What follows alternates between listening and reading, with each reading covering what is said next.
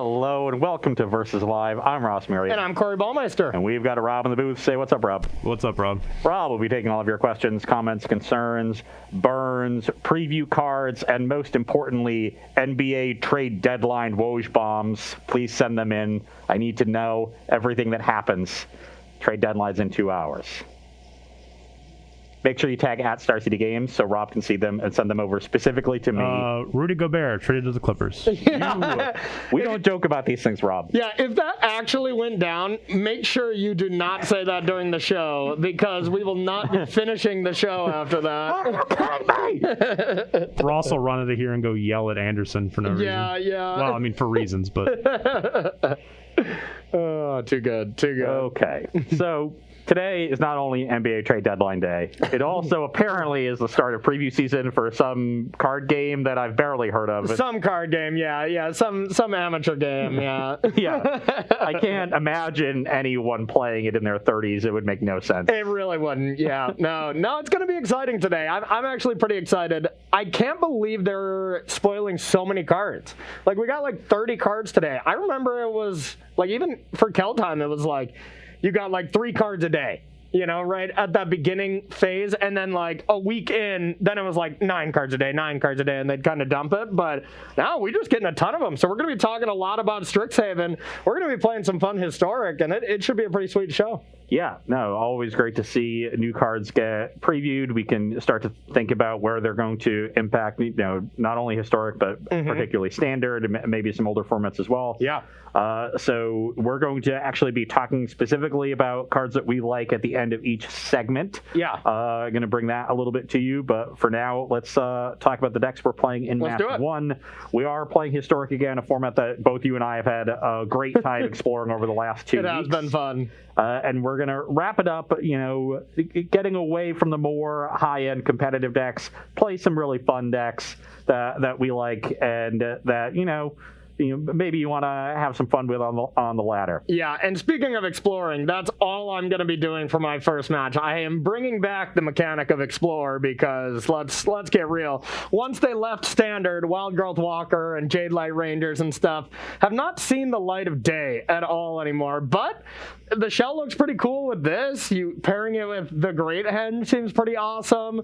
So I'm going to be playing a nice Simic Explore deck. Yeah, and Hadana's Climb is kind of the big plus counter payoff. So when you've got all these counters spread around everything, you can quickly make them really big, start making them fly when you transform that land. So really a key component of the deck that I'm excited to see. Absolutely. And I'm going to be playing... What kind of jank you got for us? I'm going to be playing a mono-red ramp deck. Okay. You know, there's a lot of those colorless 2-mana ramp spells in Historic, Mind Stone, Guardian, Idol. Yeah. A lot of really good planeswalkers to ramp into with Chandra of various flavors. Chandra, Awaken Inferno, Chandra...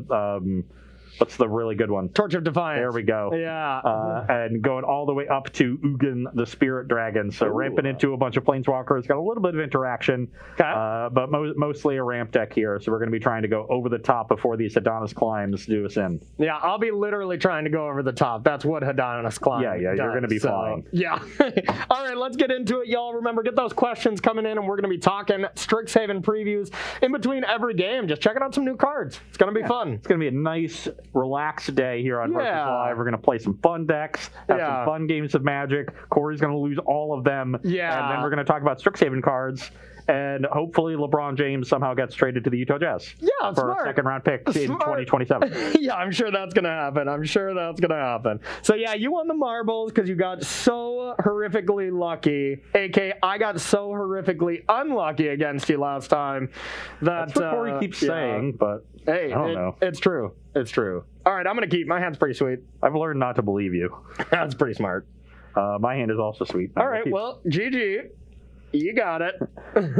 You're at 18. Nobody ever beats the turn 1 Heart's Desire. No, they do not. Yeah. I have a mountain. All right, so I'm at 18, and you're done? Yep. Wow. Just a no mountain. Turn 1 play.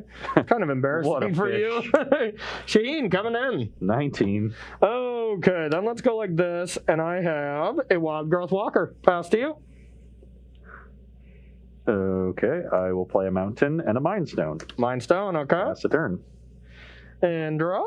That was not great. All right, we're going to start with Branch Walker. I'm going to gain 3 life. You go to 21. 21 and explore. I will put that in the graveyard because I was digging for lands and I did not hit it. So I'll that's attack an for attack for 3, 3. 16, and pass to you. Phil? Okay, now I have an interesting decision. I can go. I can double spell with these. Okay. Or I can deal with the Wild Growth Walker before it gets any bigger. I don't have any more Explorer creatures. It's just the one Branch Walker. Yeah. Yeah. I think I do want to just deal with the Wild Growth Walker before it gets out of hand. So I'm going to spend my Chandra to do it. I'll -3 on the Okay. the 2/4 there, and then pass the turn. Yeah, I was kind of figuring that was going to be the play, so I was really hoping to draw land 3 to avoid that, but no such luck until now. So that at Chandra, 2 at you. I'll go to 14. And now what do we want to cast? It's pretty close between Lovestruck Beast or the card in my hand. I don't have another land, so trying to dig for lands is not bad, but having Lovestruck to just clock you is quite strong as well. So I'm just going to Lovestruck Beast. Pass to you.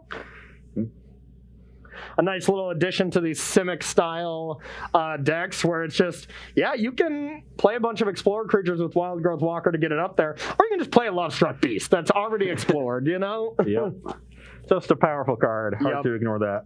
Agreed. Okay, so I'll do what my other option was last turn. Unfortunately, Corey did play the Lovestruck. I was hoping he would play Jadelight Ranger. Yeah. So this Anger of the Gods would get you, but okay. still might make the Lovestruck Beast stay home. Yeah, more than likely. Pass the turn. All right. Tilt. So, with you still at 14, I could play a 1/1 here, but it'd be pretty awkward. I'm going to go with Jadelight to try to get a land. I don't want that. But that can turn into a land. Yeah. Tilt. Okay. 2 counters on Jadelight. Tilt. Oh, hey, I guess you should have taken 1 extra, right? Because when I explore, actually, you should have taken 2 extra. I totally forgot to put a counter on this when I explored the Hydroid Crisis. Yeah, that should have. But it only attacked once, right? I believe it attacked twice, right? No, because I killed it. You played it. I played Chandra, killed the 2/4. Then you attacked. Then I angered. Okay, you're right. So you should be at 13. Correct. Okay, my bad So on 13 that. to 21. And then I'll pass to you. Okay. This is a. Yeah, we're good. Would love to draw something nice here. I hope you get nothing nice. Sugar, spice, and nothing nice. That is interesting. Very interesting, actually. What? Got a land. Someone's a little salty from losing the I marbles. am. I'm still tilted of how many islands I drew last show. Let's play Maze Mind Tome. Okay. I will immediately draw a card. Okay. That's mildly tilting. Okay. And I'll pass the turn. Give me a land right now. Well, I guess I cursed myself there. So yeah, a little bit of a sad play, but I'm gonna go with a Hydroid Crisis for 1.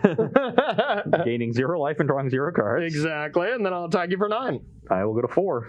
Okay, and then I'll play this Kazandu Valley tapped and pass to you. Okay, in a little bit of trouble here. I will scry on my upkeep. 5, 6, 7. Yeah, you're looking for land, Ugin. That's terrifying to me. I think that's almost as good as a land. Okay. Yeah, I'll keep this on top, draw it, play Anger the Gods. Okay. Yep. That shuts down my attacks. And then I've got a Solemn Simulacrum. Oh, yeah. I'll search for a mountain. Yeah. I'll pass the turn. All right. Well, we got land 4 that we were hoping for. Because we have a henge. Now, what do we want to play? We have 2 pretty sweet plays here. But I want to land, but I think I'm okay playing this. So this is a nice little combo. You get this, and then we just get to search. So I guess they stack, and I can choose, huh? I'm going to search first. Right? No, because this is all one ability. Oh, yeah, of So you'll course. put the counter on, draw the card, then and then once that ability resolves, yeah. Okay, so draw that. Now search, and you just get an endless string of this card, which is pretty nice. I guess I shouldn't say endless. There's only 4 in the deck. Okay, and we did draw a land, so I'm going to play this with this side in mind, and then I'll pass to you. You have 3 in hand? 3 in hand, and I go to 23. Yep. Yeah, Henge was the definitely best possible there. Yeah, Henge is pretty good because Ugin just can't deal with it. You know? Well, There's it 2. sort of can.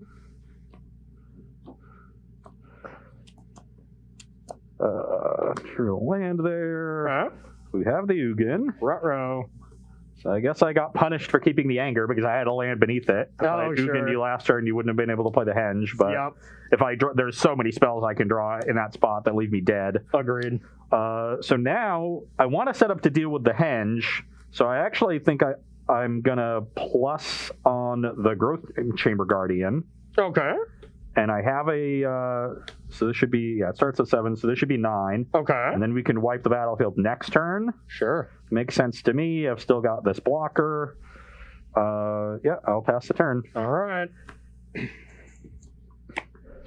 Tilting draw right there.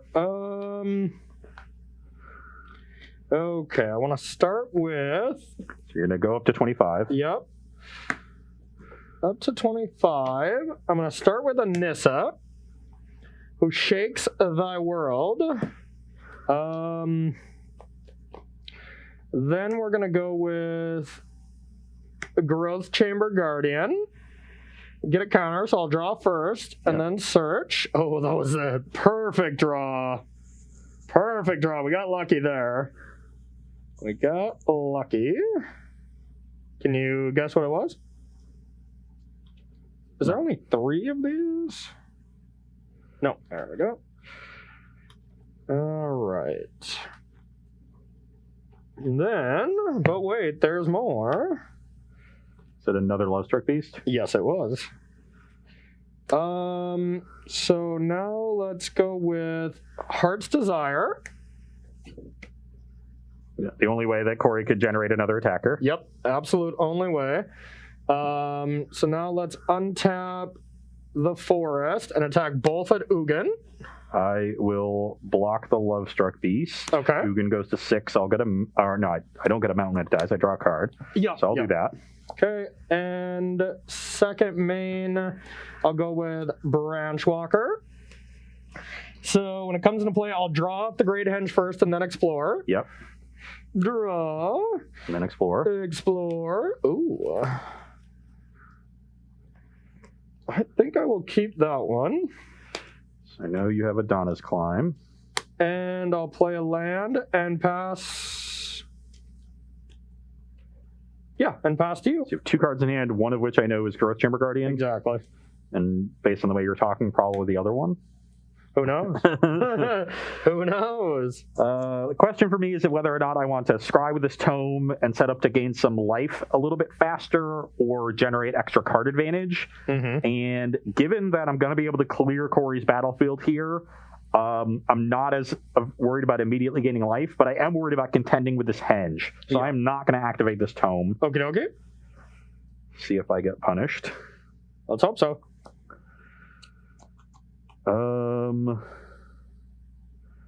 Does this do anything? Doesn't seem like it. So let's -5. Okay. Play a mountain. Play Ox of Agonis. Okay. Oh, that you do have that. So this actually does 2 things. Trigger on the stack. Scorching Dragonfire the Forest. Okay, yep, that's good. Draw 3 cards. Okay. And pass the turn. Alrighty. Untap, draw.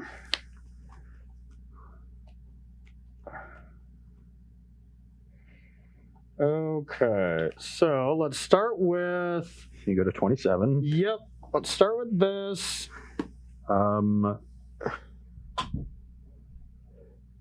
What's up? Are you saying if I want to adapt? No, I'm just checking some things. Okay. Yeah, you're good. Okay, so I'll put the counter on. I'll draw. I will fail to find for the creature, and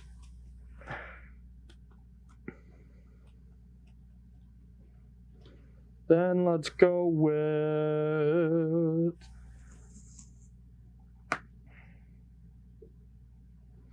another one. Yep. Draw. Then let's go with a Kazandu Mammoth. With that henge trigger on the stack, Okay. I will Scorching Dragonfire. Okay, and I do still draw the card. Yep. I was checking to see if I could get one of these growth chambers, but you could have adapted in response. I could have, yep. So then I'll go with the land, and I'll pass to you. I'm at 4. Yeah, I still don't think I need to activate the tome. Like, Nissa wouldn't be lethal. Mm-hmm.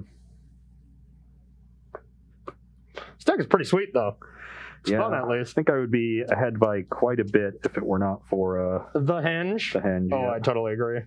But I think I would have had you dead on the spot if I drew land 4 for the great henge on time. What could you have? Yeah, this is not very good. Excellent. I was never really sure why this was in the list. A Karn deck? Yeah, there's just one Karn. Okay. It's mainly to get cages out of the sideboard, I think, for matches where, Cage is one of the best cards in Historic, but for what it's worth. There's literally only 3 artifacts in the sideboard. It's 2 cages and a Spyglass. And the only activated ability I need to shut down is already shut down by this. Yeah. Yeah, so you can't tap that for mana. It isn't a mana ability, so I think I can, right? It stops mana abilities, too. Oh, okay. Yeah, Karn Does shut gets down everything. the mana. So now there's I think I'm happy to just animate a Mind Stone and as a have another blocker. Yep. Plus and deal 3 damage to one of the Growth Chamber Guardians with the Ugin. Okay. Then I have a land to play. Okay. Let's say I animated that Mind Stone. Okay. Let's draw a card. Okay. Okay, well, now I didn't really need to animate a Mind Stone. I should have drawn the cards first or whatever. Yeah. That's fine. This is still another blocker, and it's quite a good one with this Golos. Okay. This will find our 1 copy of... Where are you? Yep. Our 1 copy of the World Tree. Okay. So now I can activate it next turn. Sure. And I will pass the turn. Okay, so I can't use the henge, which is a tilt, but it's still, the ability still works at least. Yeah. Ooh. What I have to be worried about here actually is the Hadana's Climb that I know Corey drew. Yeah, you know I have. But you need 4. Is it 3 counters or 4 counters? 3. Yep. But he needs to be able to transform it immediately, otherwise the Ugin can exile the Climb. Yeah. So I can do said thing, but I'm so close to killing you, but I can't.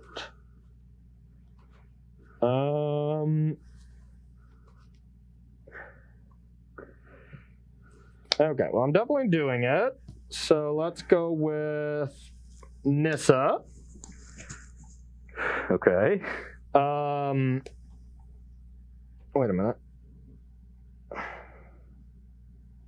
Green, blue,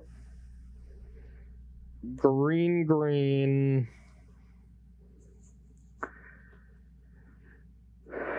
Trying to put a counter on the land and then transform it? Yeah, I don't think it's possible. So you can't kill me, but you can transform the Climb. I can transform the Climb, but I was trying to fly it over and kill you here, but I don't think that's possible. So 4 mana, I'm gonna have 1 mana floating, and I can play this Hadana's Climb. Yeah, but that's really good. Oh, definitely.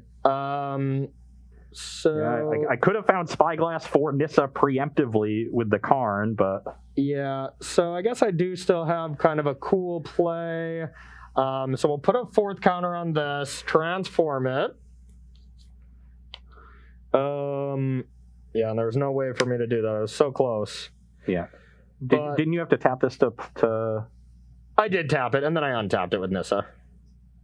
So I tapped Breeding Pool Forest to play Hadana's Climb, and then I had 1 floating, untapped this. Okay. Yep. So now I can't really attack it's not a very good attack in this stage, so I think I'll just go play Lovestruck Beast. Yeah. Draw a card.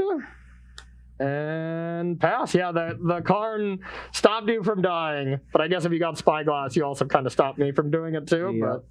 But Okay, this is now going to be tough. Let me make sure I remember exactly what this does. So this is going to make this an 8, which is enough to kill me through the tome. Mm-hmm. Do I want to scry?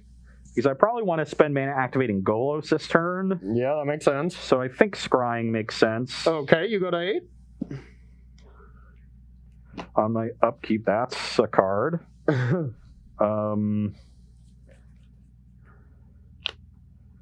I don't like that you drew a card. I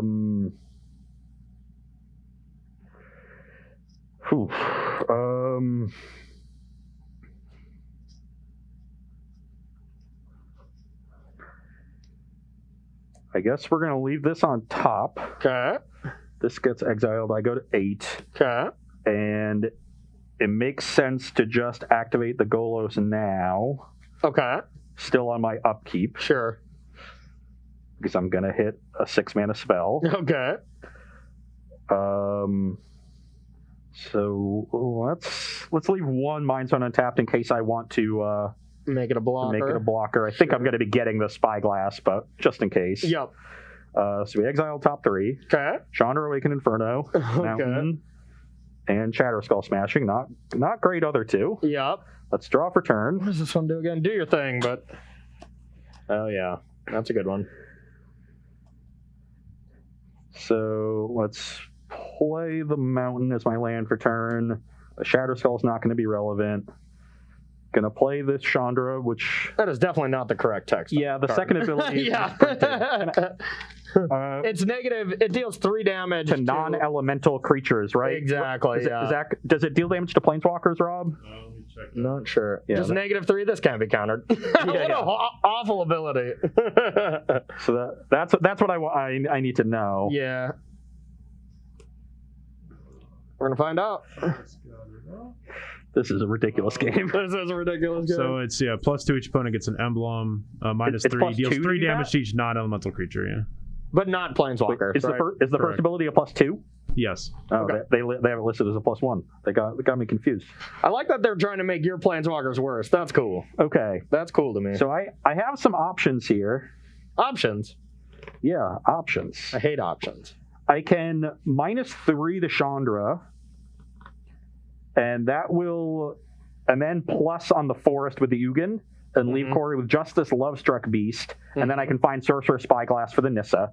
That will put me dead to a 3rd Lovestruck Beast, but basically nothing else. Okay. Also, Ross, the minus ability on the -X ability can target planeswalkers. Yeah, Yes. Yeah. Okay. I wasn't sure if that was on there, so I want to make sure. Yeah, that X ability is printed fine. So that's one option, is -3 to Chandra, plus Ugin on the forest, wish for Spyglass, name Nissa.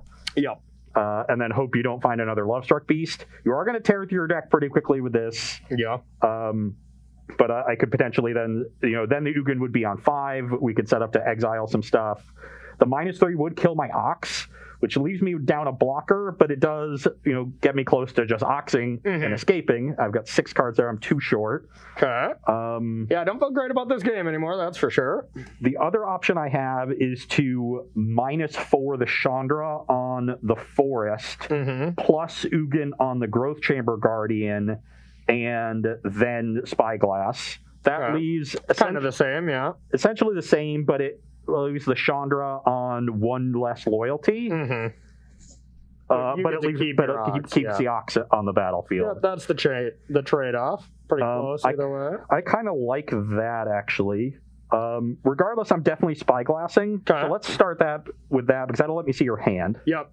Wah, wah. And then another advantage. That makes sense. So I will name Nissa, Who Shakes the World. Okay.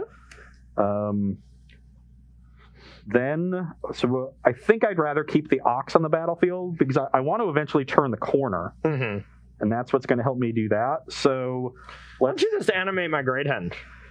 Turn it into a 9/9 blue. So let's -4 on the forest. Okay. +2 on the Growth Chamber Guardian, Okay. the Ugin, and then I've got 4 mana left over for this Solemn Simulacrum. We'll find a mountain. Love Struck Beast. And I've activated all my Planeswalkers. I'll pass the turn. All right. One time. This is kind of the turn. Otherwise, you can just really do other stuff. I drew a 1/1. Can you destroy my henge, please? I'd like you to destroy my henge. So I got a 2/2. Yep. Draw. Okay. That's not great.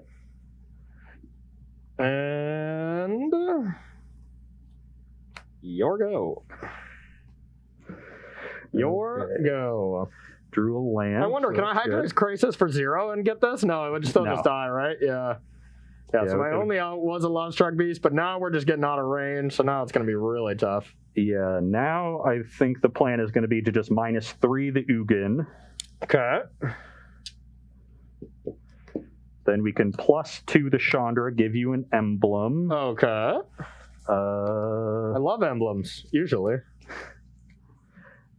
Now, do I want to attack the Nissa to cut you off of mana? I think that's probably worth it. I don't think it's going to cut down, stop my clock by very much. Mm-hmm. Let's first animate the Spyglass. I know your hand, so there's no risk here. Then I will send 6 at Nissa, 5 at you. Okay. Bring you to 22. 22. Then I will 3, 6, 7 activate Golos. Sure. What a game. Not very good. Play a mountain, cast Golos, keep the new one. Okay. This can find Blast Zone. Sure.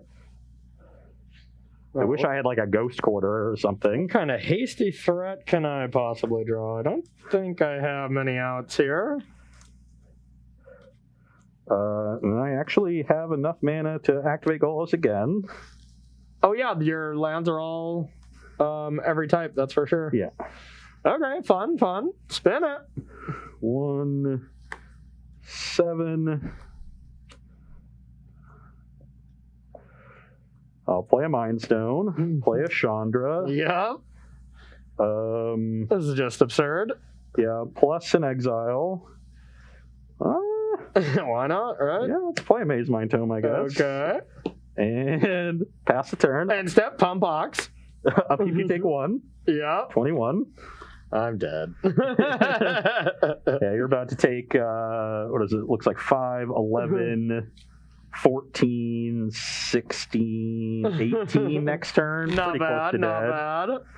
And just you get to draw 7 cards a turn from here on out. Yeah. No big deal. Well, I was very close to killing you there, but a little bit unfortunate of a stall there. But all right, we're going to be doing something a little bit fun this time. In between every game, we're just going to take a peek at a new Strixhaven card. You know, we were on our way to work, so we didn't see all of them that got published. So most of these are going to be new to us still. So yeah, Rob, kick us off. Give us a Strixhaven first card. up, we have Archmage Emeritus, 2 blue for Human Wizard, 2/2 with Magecraft. Whenever you cast or copy an instant or sorcery spell, draw a card. Okay. So you can play that. Let's say you have 5 mana, you do that plus opt, you get to draw 2 cards. Yeah. The problem, I don't think this will see play. Instead, is it a rare or uncommon? It is a rare. It is a rare, yeah. This just won't see play as long as Throne of Eldraine is in. Like, if you have Bone Crusher Giants running around, you cannot trade down for a 2 mana spell for your 4 mana spell. You know, like I can't. And there's been cards like this in the past, right? Like the 4 mana 2/2, whenever you cast a spell, you get a Drake or whatever. A really powerful effect on a tiny body almost never sees standard play. Or any play for what Tal'Darim saw a little bit of play, but I think that card is significantly better than this one. I think getting a 2/2 Drake for this ability is actually better than drawing a card. Mm-hmm. Because, and I said this on Tuesday's show, I believe, is when you're when you're trying to build around Magecraft as an ability, you want to be playing cheap cantrips so that you keep finding more and more cheap cantrips that they just play into each other. And so the Magecraft ability needs to compensate you in a way that makes sense when a lot of your spells don't affect the battlefield, and that means that you want the trigger to affect the battlefield. That's why you see a card like Young Pyromancer is so powerful. You're casting all of these spells, sometimes interactive spells, counter spells, sometimes brainstorms and ponders and ops and things, and then you're generating a battlefield at the same time. Yeah, the same reason Arclight Phoenix was good. Agreed, and you generate such ugly tokens that it makes the rest of your cards look so pretty by comparison. So yeah, I think Young Pyromancer. Yeah, I know you never want to use the Dylan Donegan tokens. They just don't look pretty. True. Yeah. I'm kidding, Dylan. I'm kidding. We only self-deprecate here. We don't throw any shade unless it's to Shaheen Sarani. So this card, is pretty expensive. 4 mana 2/2 is not a big impact on the battlefield, and then it's just turning your ops into more and more card advantage. You're just going to end up with this huge hand of cards and not much to do with it. Yeah. I don't think this card will see any play, but that mechanic really leads me to believe that there's a chance both of our favorite decks could come back, and that's an Arclight Phoenix deck. I mean, that is the mechanic that this kind of deck needed, is kind of a plan B, or a little something to do when you don't just have that draw of play 3 spells, get back 2 Phoenixes, which is the nuts. That deck has always suffered because you have insane draws or just god awful. Cards like that could kind of even it out, depending on what we see, of course. But yeah, they can also compensate you for playing weak instants and sorceries that enable Arclight Phoenix, like Haggle. Yeah, a card that is ostensibly card disadvantage unless you're discarding Phoenix to it and returning it, or Crash through. Now when you cast your Haggle, you're drawing a card, then discarding a card, then drawing a card. That looks quite good. So yeah, this card does have a little bit of potential in metagames that are not prepared to kill it. Yeah. Unfortunately, the current one with Bonecrusher Giant is prepared to kill it, and that's not going to change moving forward. Yeah. And then even after rotation, we're probably going to see a good amount of Frostbites. Yeah. So it really needs non-red metagames for this card. It also gets exiled by Skyclave Apparition. It's a little bit too, what's the word people use in like RPGs and other games for... Bad. A little too squishy. That's the clunky. I didn't mean RPGs. I meant like I don't know what I'm talking about. I don't play video games, but squishy is the word they use. It's too squishy. Yeah, sure. Whatever he just said there. All right, everyone. That's going to do it for our first game and our first look at Strixhaven. We're going to be doing this all day, but now we're going to head to the sideboard and see what we got between our match between Simic Midrange and Mono Red Ramp. Don't go anywhere. All right, everybody, welcome back to Versus Live here, where we are sideboarding between Simic Midrange and Mono Red Ramp. From my end, I wanted to take out the Hydroid Krasis. It's really not what the games are about. Of course, it's a great card when you compare it with Nissa, but we don't have a ton of Nissas in our deck, and then just ramping to it, you're doing bigger stuff than me drawing a little bit of cards, so not that big of a deal here. Also have to be worried about damaging those nice foil Russian Hydroid Krasis. Exactly. That goes right out of Rob's paycheck, and we really care about Rob here on the show. Exactly. So we you mean it's coming out of my paycheck because I'm going to buy them. And then for these, we're just trimming one of each of these cards. We have the full 4 of all of them, and I had no real clear card I wanted to take out outside of these, but these 6 cards are quite good. So just doing a little bit of trimming, bringing in Gem Razors. You have Tomes, you have Mind Stones, you have Golos, and Solemn Simulacrum. And Guardian Idol. So this could be a pretty nice tempo swing here. And then Negates is just going to be great. If I can get a head on board and hold up Negate, that's how I lock these games up. Yeah, one Negate that game probably would have locked it up for you. Probably, for sure. Yeah. On my side, we saw how important Ugin was, so I'm bringing in an extra copy. Also bringing in a couple of Braids. They can, destroy the Great Henge, which is really nice. Yep. And also just 2 mana 3 damage is solid. Yep. I don't want too many of that effect though, so I'm trimming one of the Scorching Dragonfires, cutting the Ox of Agonis and the Karn the Great Creator, just low impact cards in this matchup. Ox is meant more for decks that have a ton of interaction. Corey's deck brings in a few Negates after sideboard, but overall is just being aggressive, so I want to match that by just getting to my high end quickly and having good interaction of my own.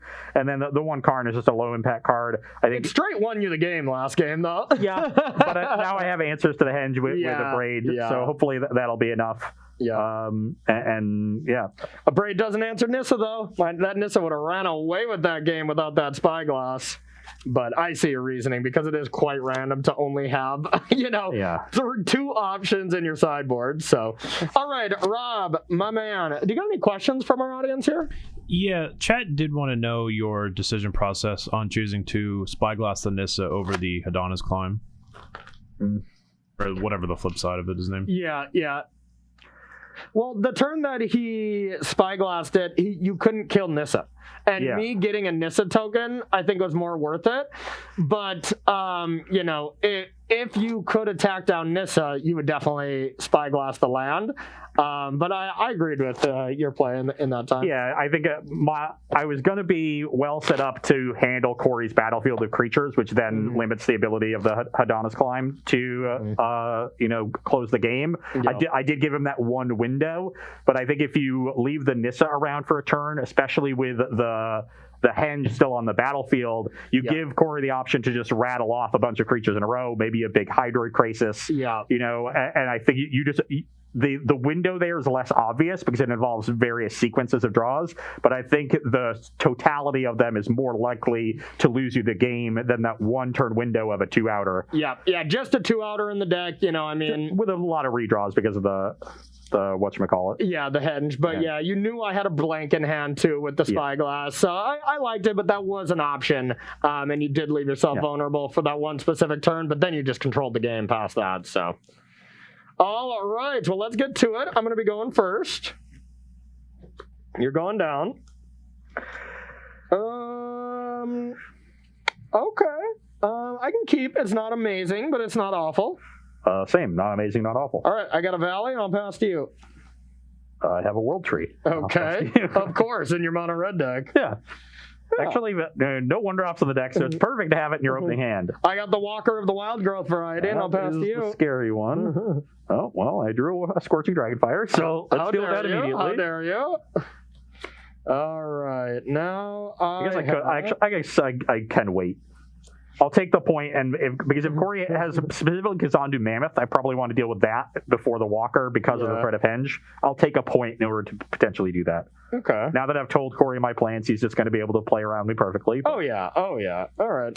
I'll mutate Gemrazer onto this. Okay, so you get something in a 4/4. Your go. Honestly, that's fine because I'm about to play a bunch of artifacts. Yeah, so maybe that was worse for me, but I've got a Mind Stone into a Maze Mind Tome. Okay. I'll pass the turn, but just give him a 4/4. I do like 4/4s. All right, that was an awkward draw. But I think I will play it to get out of Chandra range and hit you. Yeah, I'm at 15. Your go. I'm gonna scry for sure. Okay, I like that.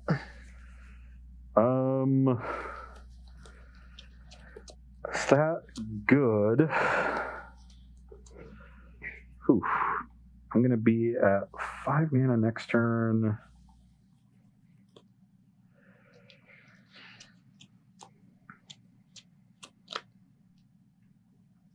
Five mana for you. Oof. Once again, my kingdom for a land. Been at this 3-land stage here for a while. What am I looking for? I think I'm actually looking for better than this, so I'm going to bottom. Okay. And I have a plan for this turn, so there's no need to Maze my Tome on my upkeep. Okay. Horrible draw. But I will play Golos. Okay. This can now, because I've already got the World Tree, I can find a Blast Zone. Okay. Just for extra utility, and then I'll pass the turn. All right. A 1-tap, a draw. Lame draw.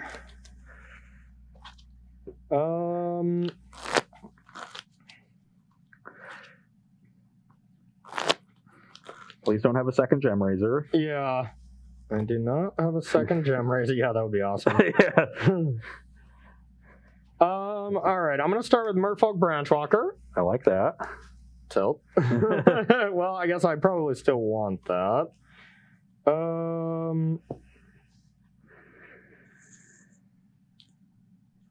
I want to land? Yeah, probably. I'll keep this on top. We'll get a counter here. I'll put a counter here and attack for 6. Yeah, so this counters from the Explorer, the Gemracer from the Climb. Exactly. I will take 6 and go to 9. Your go. And now, end step, let's scry. Okay. Mountain can go to the bottom. Okay. Have enough lands. I'm threatening lethal next turn. Yep, that you are. Let's draw for turn. Okay. That's another mountain. We'll play it. Okay. So I guess we're going to be on a Golos activation to Oh, save God, us. let's go. Let's scry first. see Yeah, what now we you get have. 4 looks at it. Wow, that's an interesting one. It's a Sweltering Suns. Okay. So what Sweltering Suns does is it lets me hit an Abrade or a Scorching Dragonfire beneath it Yep. to clear Corey's battlefield, or I can or a Chandra to then -3. Yep. That is interesting. Or I can get one additional look at like an Ugin, basically. Yep. Yeah, Ugin is the lights out spot. I think keeping the Suns makes more sense. Yep. So I'm gonna leave that on top. Spin them. Bang. Love it. You've already played a land. One more mountain for good measure. Oh, yeah. Yeah, this wasn't going to do it anyway. I needed both. If I get Sweltering Suns plus minus, we were good. But and I had the negate, so if I hit a land, I have that for the counter spell. But I figured since you couldn't Ugin, do I really want to just counter a Golos activation? But this didn't do much, so maybe I really should have. You know, I probably should have left that open. Yeah, I kept these 3 artifacts and 4 lands. Yep. One of which was the Shatterspell Smashing. I drew the Scorching Dragonfire turn 2 for the Walker, which was great. But then just flooded quite a bit, even with all the scries from Tome. I put a bunch of lands on the bottom. Yep. Yeah, interesting game there because the Gem Razor play, like it seemed like it helped me by getting a 4/4, but I really would have liked to kill Golos on site, you know, and I was just going to play like Merfolk Branchwalker, and the card that I would have explored into was a Hadana's Climb, but a second one, and I didn't want that anyways. So in hindsight, with you not killing it right away, it really did screw me over in a few ways. So yeah. All right, we just finished a game, so you know what time it is. You know what time it is. Let's hear a Strixhaven card. All right, and this one we get a twofer. A twofer? Oh my God! Is it double face cards? No. We'll get to that. We'll get to that after this one. We'll get to one of the new Planeswalkers. Oh, there are double face cards. There are double face cards. Come All right. on. So this one is going to be another one of the new mechanics. One that we just found out about today. Professor of Symbology, 1 and a white for a core cleric, 2/1. When Professor of Symbology enters the battlefield, learn. To learn, you may reveal a lesson card you own from outside the game and put it into your hand, or discard a card to draw a card. Okay. I mean, normally I'm not a big fan of learning, so I'm already not feeling this mechanic, but this is interesting because, you know, I mean, it creates that kind of wish package that we've seen with, you know, Cunning Wish, Burning Wish, you know, or Glittering Wish for maybe the newer crowd. Or Karn. Yeah, or Karn as a wish package. Or Granted, or... So it really will, it will change how sideboards are. And, you know, first we have to see if there are lessons worth getting. But the thing that stands out to me is if there is a great 3-mana lesson for these kind of cards, something that curves right into it. So you get kind of a Lovestruck Beast-esque card. Wow, right? you mentioned a 3-mana spell, and that's just the one that I happen to have picked to talk about. Oh, God, it's like we planned this, but we didn't. we did not, and it actually makes 1/1, so it's even more like, you know, Lovestruck Beast. Okay, let's hear it. So 1, and then Hybrid Golgari and Hybrid Golgari. Sorcery lesson, create 2 1/1 black and green pest creature tokens with when this creature dies, you gain 1 life. Okay. So pretty weak in power level. Yeah, like they're not going to be able to give you, you know, a really clean, good 2-for-1, right? Yeah. So the question is, you know, 2-mana 2/1, and then 3-mana get 2 1/1s, a little bit of life in like an Orzhov or a Selesnya deck. Mm-hmm. You know, that's not a great curve. No. And we need better lessons for that, in my opinion. Yeah. So that's something that gets me about this mechanic is, you know, your card pool is greatly restricted. And one of the things that is really nice about Wishes is that it expands your card pool and gives you a lot of versatility. Yeah. And this, you know, the versatility just isn't really there. Now, that's why it's important that you have that as that second option. So when there's not something you want to wish for, you know, you can pitch a land or pitch a spell and dig for lands if you're light, you know, fix or draws a little bit.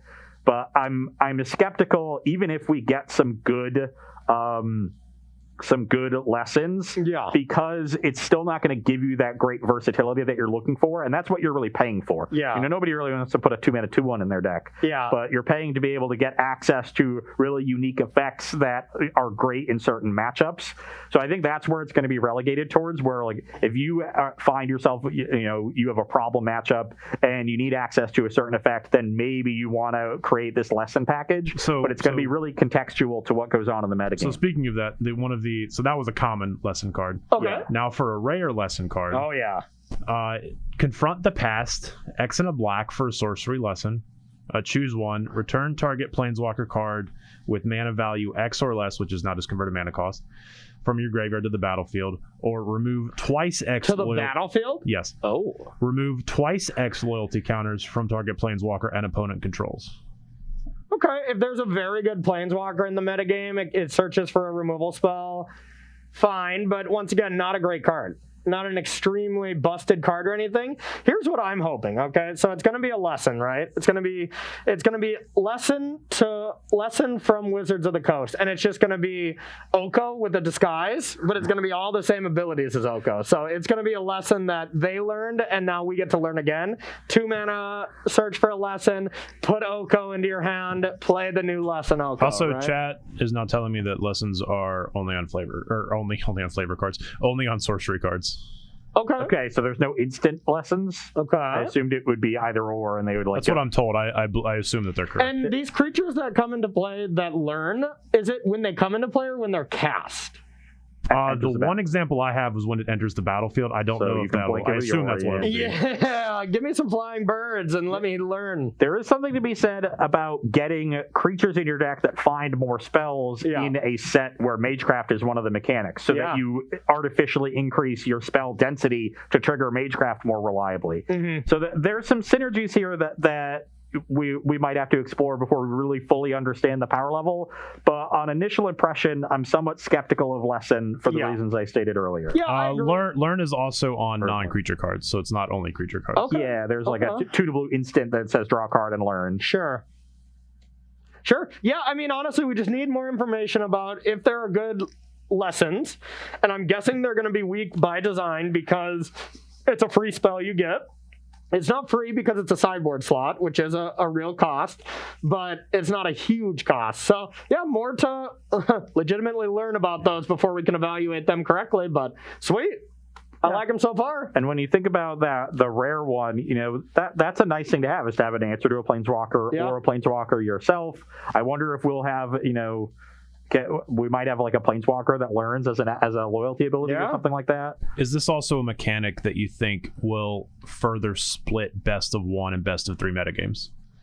That's a good point too. I usually don't know a ton about best of 1, and honestly, I've always been in the camp where people will say, God, this looks like a great best of 1 deck. This looks like more of a best of 3 deck. If it's a good deck, it'll port over to either. So I'm not a big buyer of that, but gaining a sideboard in a format where you don't get sideboards is an advantage. So it's more about, I would say, different builds of the same archetype where you're built more for best of 1 than you are best of 3, as opposed to an archetype being different. So I don't think the metagame will be divided in terms of what archetypes are represented as much. You do see more aggressive decks in best of 1. Yeah, but there will be people that say, hey, I can do this now and to be fun, and they enjoy that type of Magic where you just get 15 lessons in your sideboard, and that's just what Magic should be. That's just fun for those people that like that, so you like to learn. This is a show where we appreciate autodidacts. Exactly. All right, so let's get to our final game of round number 1. Corey just trying to get out of that because he doesn't know what autodidact means. Actually, I just wasn't listening to half of it, but also true. As is typical. Oh, I was going to have you cut my deck so I could actually draw a Llanowar Elf for a change, but... that's not going to happen. But no such luck. Well, you are getting a little lucky. My hand's unplayable. Mine is a little clunkster, but I think I'm going to keep it because it's pretty good outside of it. And if we can draw a Llanowar Elf... Will you touch my deck so the Llanowar Elf's on top, please? All right, thanks, bud. All right, I'm going to keep. We're going to keep a nice little loosey-goosey. You're definitely going to draw Llanowar Elves on turn 2, by the way. Good. I'll take it. I'll still take it. Also, chat gave me a panic earlier. Yeah. Because someone told me that channel was going to be in Historic. Because apparently some of the Mystical Archive cards, the special like spells that they're putting in packs are going to be legal in Historic, but they're like pre-banning a bunch of them, like Lightning Bolt and Channel. Okay. But I was like, somebody said Channel was going to be legal in Historic, and to ask you about it, I'm like, wait, what? No, what? Yeah, that is a card that just brings no enjoyment to a game of Magic to me, you know? Okay, I got a keepable 6 here. It's not great. Okay, mine's not either. Look, it's fun in Cube when it works once. Yeah, exactly. I will play Mountain and pass. That's not a good draw. I will play a Harbor and pass. I will play a Mountain and pass. Okay. Okay, I'm going to play a Breeding Pool tapped and pass. I will play a Blast Zone and pass. Okay.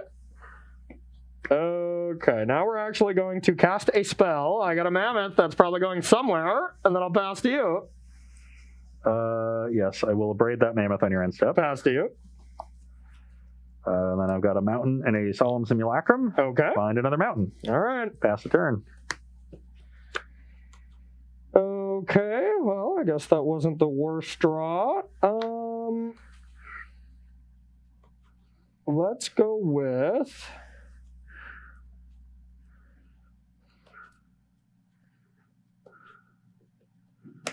I just got a Gem Razor, and I'll pass to you. You know Gem Razor can be used to destroy artifacts and enchantments, right? I do. I've decided to just play 4 mana 4/4s instead. I hope that's cool with you. Yeah, a bit of a slow draw from me. We were looking for a lawnmower here a little earlier. Well, I am going to Shatterspell Smashing that Gem Razor for 4. Okie dokie, it's dead. And if you have a Nissa, I probably want to block. And I don't think the 2 damage is relevant. I'll pass. Okay.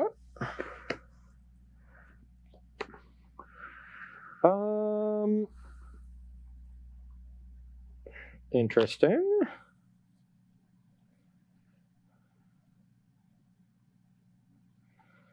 I'm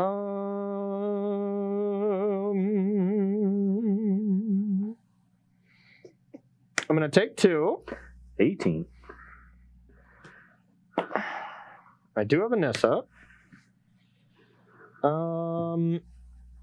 Now, what do I want my follow-up to be? I don't think I want to attack into Solemn Simulacrum this turn. Doesn't seem great. So I am just going to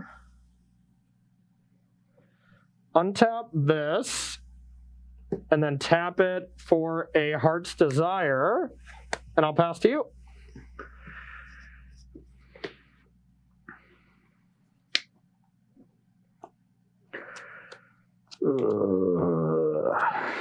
What was that? It's a mountain. What was that grumpy old man tone I just heard from you? Oh, 6. Pass the turn. Okay. Not great. I like that. I like that. So... Well, it feels good to untap with your Nissa. It does. So I'm going to start... Just like it did 17 years ago when the card was first printed. Yes. In the before times. In the before times. A long, long ago. Okay.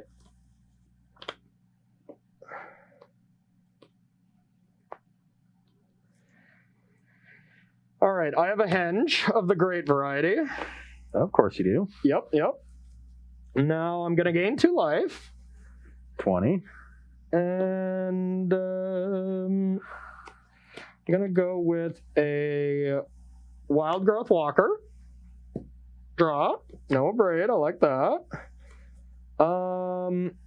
Then I'm going to tick up on Breeding Pool. And I will attack this time with these 2. Okay, I'll block one of them and take 3. Yep. Brings me to 17. I'll draw a card. Mm-hmm. And then second main, I will play the Lovestruck Beast. I'll draw a magical card. And I'm going to take 3, play a Llanowar. You're at 17. Draw a magical card. Yep.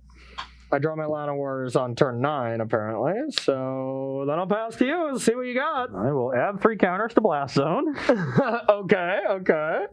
4, so you want to kill absolutely nothing, huh? I like that. That is the plan. Okay. You got a lot of mana, but yeah, Ugin does not cleanly deal with this battlefield. It's good, still. It's definitely good. But it leaves me with a little bit of stuff. I want to answer...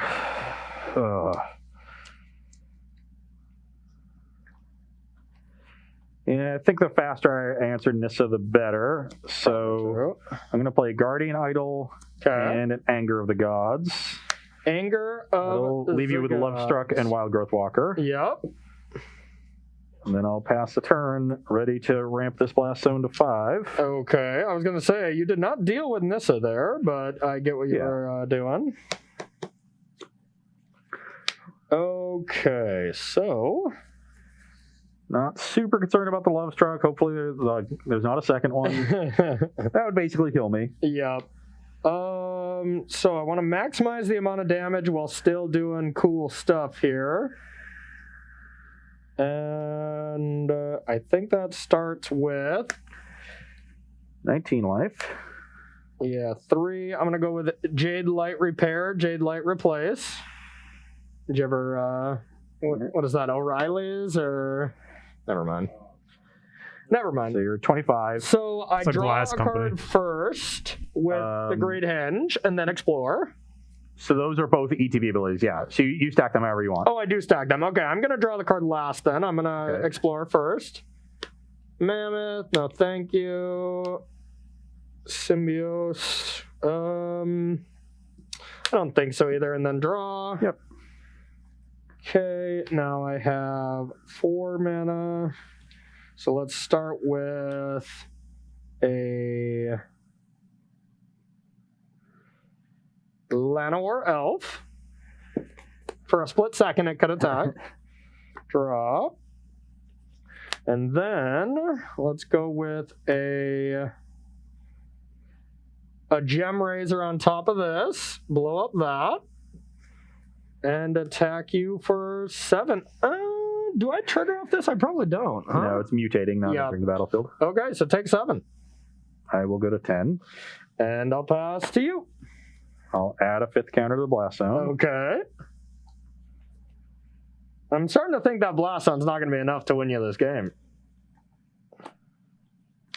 And whatever would give you that impression.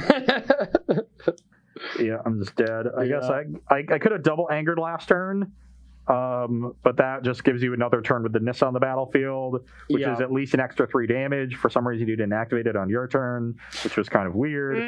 Yeah. I suppose activating my Nissa was probably pretty good there, huh? Yeah, it seemed free to me, but... I was flexing on you. Yeah, and then I can just play one of these 2 drops as well. Yeah, that was probably a mistake. Yeah, your hand was just too good. I needed it to be bad. Yeah.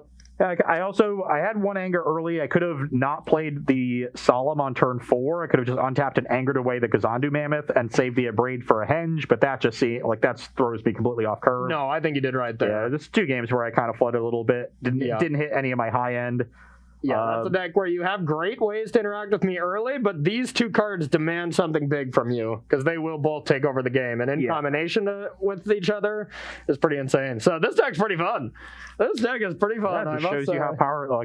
We knew how powerful of a card Henge was, but it seems to be translating well here. Yep. A great Henge deck. I mean, we get Mammoth and Lovestruck. That was the public #1 offenders in Standard that work well with this. But now Wild Growth Walker into Jade Light. Jade Light just being 4 on turn 3.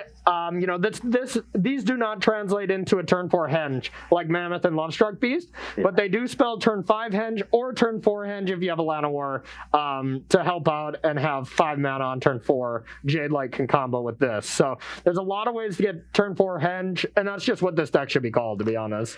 Turn 4 Henge fast. Henge and Hadana's Climb. That's what Jade Light Ranger is good with. When you go Jade Light on turn 2 or 3, next turn Hadana's Climb, it already has 2 counters on it a lot of the time, and you get that 3rd counter immediately transformed. So the synergy a little bit better with that part of the deck, the close the game as opposed to the draw a million cards part of the deck. Agreed. But both Hadana's Climb, Nissa, and Great Henge were powerful enough to contend with my stuff and make my interaction bad. I'm playing 2 mana 3 damage, 3 mana 3 damage to everything. Everything deals 3. I need some roast somewhere. I don't think that's historic legal, but some who knows? like that. That could be a good what's in historic. But all right, so that's that's going to do it for the first match. I took this one down, but let's get another Strixhaven card here from you. All right. Well, this one will be our first double-faced card. Okay, and I want to preface with double-faced cards I think are awesome designs, but for specifically versus live, having to have two different printed out cards, I'm a baby, and I'm like, no, anything but double-faced cards, but let's hear it. I agree, Corey, you are a baby. All right, First thing so you've it's agreed with me ever. the Planeswalker, Rowan and Will. Okay. So Rowan, Scholar of Sparks, 2 and a red. This is the front side, obviously. Okay. Instant sorcery spells cost 1 less to cast as a static. Okay. +1, Rowan, Scholar of Sparks deals 1 damage to each opponent. If you've drawn 3 or more cards this turn, she deals 3 damage to each opponent instead. Okay. -4, you get an emblem with whenever you cast an instant or sorcery spell, you may pay 2. If you do, copy that spell. You may choose new targets for the copy and starts at 2 loyalty. So what do you think about the front side? That's it for the front side? That's the front side. The front side. And this is one of the cards where you can just pick front or back, right? Yeah. Correct. Okay, that back has to be good, otherwise this card's not good because it doesn't defend itself. I think that's the Planeswalker test for me. And the +1 ability seems basically irrelevant. How much does the loyalty start? Starts at 2 and a +1. So So you can't even negative right away when you cast it? Correct. Wow, okay, so that front side seems awful. Let's hear the back. All right. The backside, Will, Scholar of Frost, 4 and a blue, has the same static. Instant and sorceries cost 1 less. 4 and a blue, so it's a 5-mana walker? Correct. Okay. +1, up to 1 target creature has base power and toughness 0-2 until your next turn. -3, draw 2 cards. And -7, exile up to 5 target permanents. For each permanent exiled this way, its controller creates a 4/4 blue and red elemental creature token. Starts with 4 loyalty. Starts with 4 loyalty, and it was -4? -3 to draw 2 -3 to cards. draw 2. Now that card's not bad. Yeah, that's in your very typical, like, it's a riff on that 5-mana Planeswalker motif where, we plus to kill a creature. This doesn't kill it, but it essentially answers it. So a little bit worse. Yeah. This one, instead of minusing to just, I guess it was plus to draw a card and minus to kill something. So this is backwards. So it's plus to kind of kill something, minus, but you draw 2 cards. Its emblem is not game winning. So this seems like the better half. I think if you're playing this card, especially in standard, that's the half you're normally going to play. In older formats, that maybe that 3-mana version looks nice because, like they play Burgee now in Modern Storm, for example. Burgee is 3-mana 3/3, always dies to Lightning Bolt, has that backside of Harnfell to get you some card advantage the same way this does. This is only going to die to Lightning Bolt on that very first, activation when you plus to 3. Later on, it might survive, but it can be attacked. So there's some give and take. I think you're definitely going to want to take advantage of that static. Yep. That is a nice static to have when you're drawing a bunch of cards with the. And it was everything cost side. 1 less. Instant and sorcery. Instant and sorcery, yeah. Okay. So that's where I'm looking to cast to play it.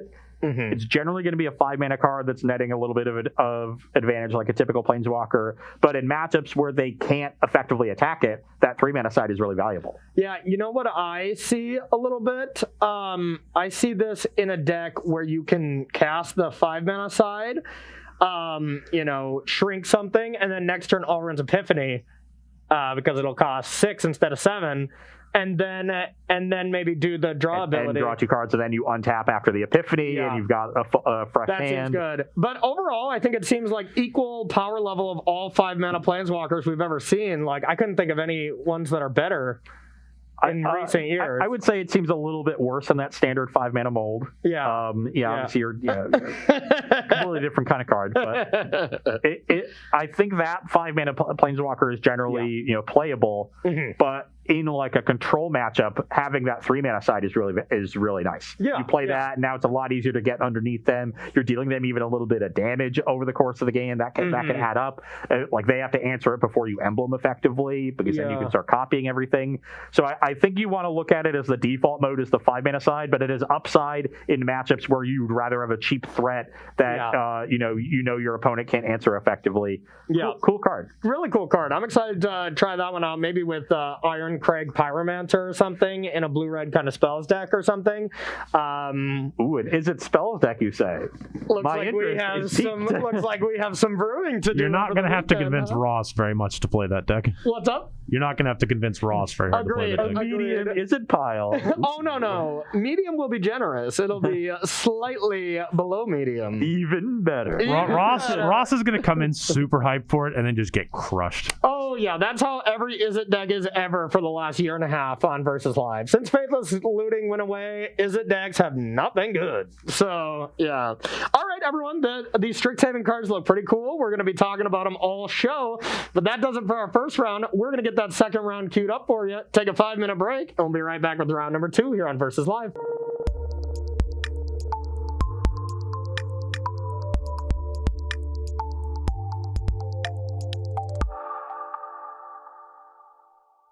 All right, everybody, welcome back to Versus Live. My name is Corey Baumeister. And I'm Ross Merriam. And we got Rob in the booth. Say, I'd love to learn, Rob. I love to learn, Rob. Square. I like learning too, Corey. You're in the minority here. Oh, what? Okay, all right. I like to learn some things, okay? Just not everything. Rob will be taking all your questions, comments, concerns, and burns. Make sure to tag at Star City Games, and he will get his favorite one sent over to us. Today, we are going to be playing our last Historic show. We got to play it for 2 weeks straight, and we really wanted to end on like the fun note of Historic. We kind of saw the upbringing of like good decks. We hit our good decks for Tuesday, and now we really want to just go right back down to the ground and play some decks that really haven't been making it to, let's say, the Kaldheim Championship metagame this coming weekend. So I'm going to be starting off with Temur Marvel, a deck that everybody thought was going to completely break Historic when Kaldheim or when Kaladesh came in. Not everyone. I told everyone that this was not going to be the deck. Okay, fair. But I think I actually wrote an article saying it. Fair enough. So, yeah, but I think pretty much everybody else crafted 4 Aetherworks Marvels immediately, and they have been sitting digitally collecting dust.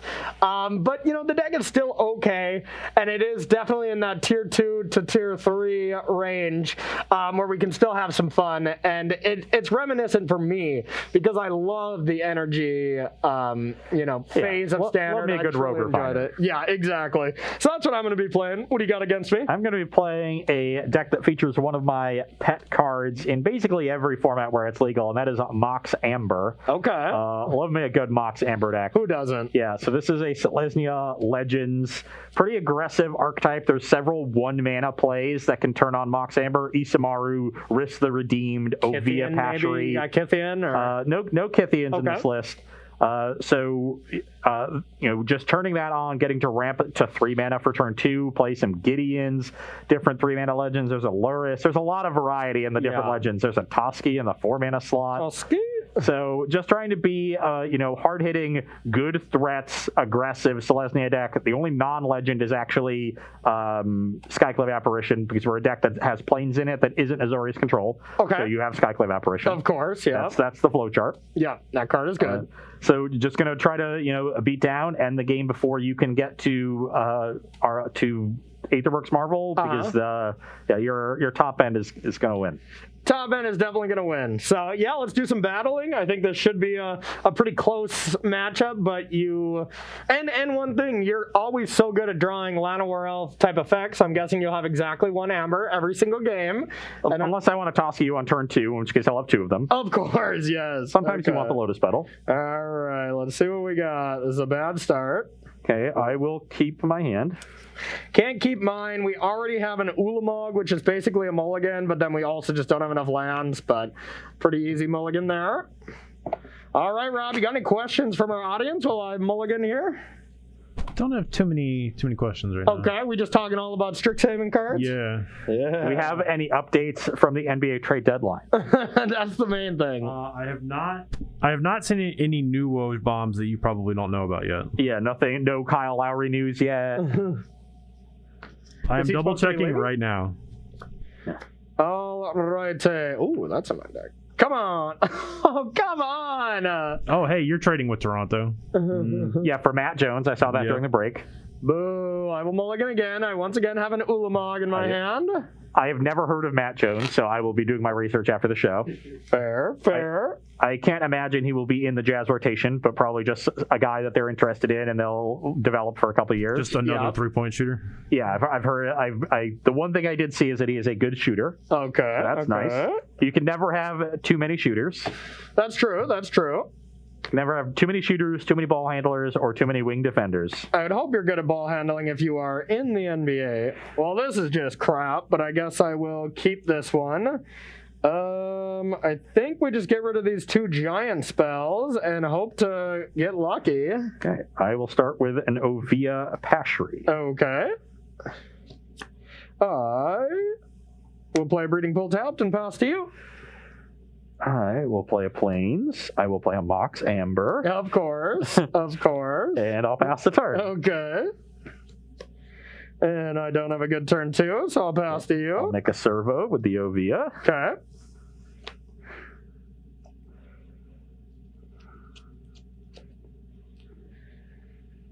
Oh, what do I? My hand is not awful for mulliganing to 5. I will attack you for 2. I'll take it down to 18.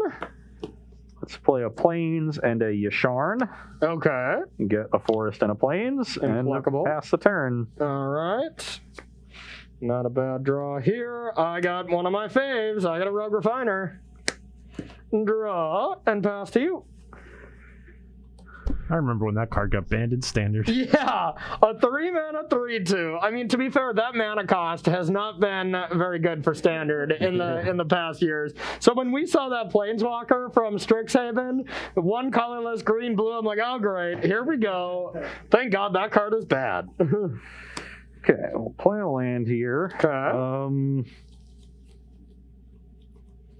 I am just going to attack for 4. Okay, I will go down to 14. And then I'll pass the turn. Just gonna make a giant construct. That is the plan. This will use my mana more efficiently for next turn. Yeah, that makes sense to me. All right, well, I'm just gonna get another blocker down.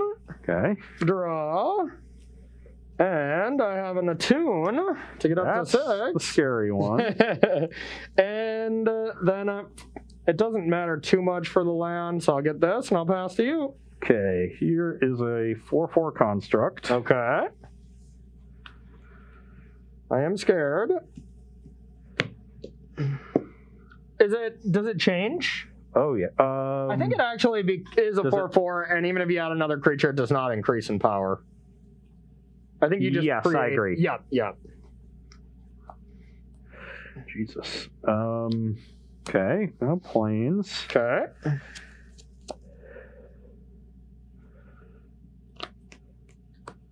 Definitely going to play this Rishgar. Okay. And that will put counters on the Ovia and the Servo so that they can effectively attack. Trying to get busy, huh? Not the right die. What are you putting black dice in our white die box? You're messing with my head. There's hundreds of dice right over here. Yeah, all on your side because you steal all my stuff. None of this is my stuff. Yeah. Okay, so now the question is whether or not I play this and then attack. You're going to get an activation of the Marvel regardless. I don't think if you brick, you're going to die. So, yeah, I think I just play the Apparition, hit one of the Refiners, and get in. Okay, yeah, This we're is an going attack for 12. Wow, okay. So, yeah, it's do I want to block and actually trade with something or chump? It's only 2 more damage. So what am I hoping to get? Like an Ulamog? Yeah, probably. Ulamog, I can exile these 2. And then I can block. Actually, I could exile this and this, get a 3/3, block this, have a blocker for this, take 2. So I have to go above 2 to even just stay alive. 8, 9, 10. So, I mean, I can kill this and then go to 4 and then really just have to get Ulamog. Not great, but I think that's the best thing I got. So, yeah, let's kill that. Okay, so trade with Ovia, you take 10, Yep. you to 4. All right. Pass the turn. Dun, dun, dun. Okay, yeah, really no choice here whatsoever. Guess I could this, kill that, block that, take 6, 7, 8. Nope, that's not enough. I have one choice, and it's this. We can get like Genesis Ultimatum into a bunch of stuff. Spin. So it's top 6, right? Yeah. Just flip them one at a time. Dun dun dun dun dun dun. Oh no! You have 2 zeros. 4, 5, 6. Okay, I guess Ugin would actually let you survive because it gives you a blocker too. Oh, yep. So, but this I can kill these 2, and then block. Or Ugin, I can kill these 3, and then get a blocker. What's better? What is better? So Ugin, get a blocker, take 2, or Ulamog, blocker, take 4. Oh, but I do get another blocker. So it's basically the same. Don't know what you can have to push through an Ulamog, but you could have something to kill my token. So yeah, I guess let's do this, and I'll exile these 2, and I'll get a 3/3, and I'll pass to you. Okay, let's draw Questing Beast, please. Oh god. Yeah, you didn't seem too concerned about this, so I'm scared, but... Well, my hand sucks. Okay, so good. I am very concerned. Oh, Marvel. That's not going to do it. Yay, I live. Now, the game's not over, but that is... Yes, it's definitely not over. And I drew an okay card, I guess, but it's slow. Yeah, I don't really have any attacks to make, so let's just play a tap Temple Garden and an Ovia. Okay. And I'll pass the turn. All right. That's probably a good one.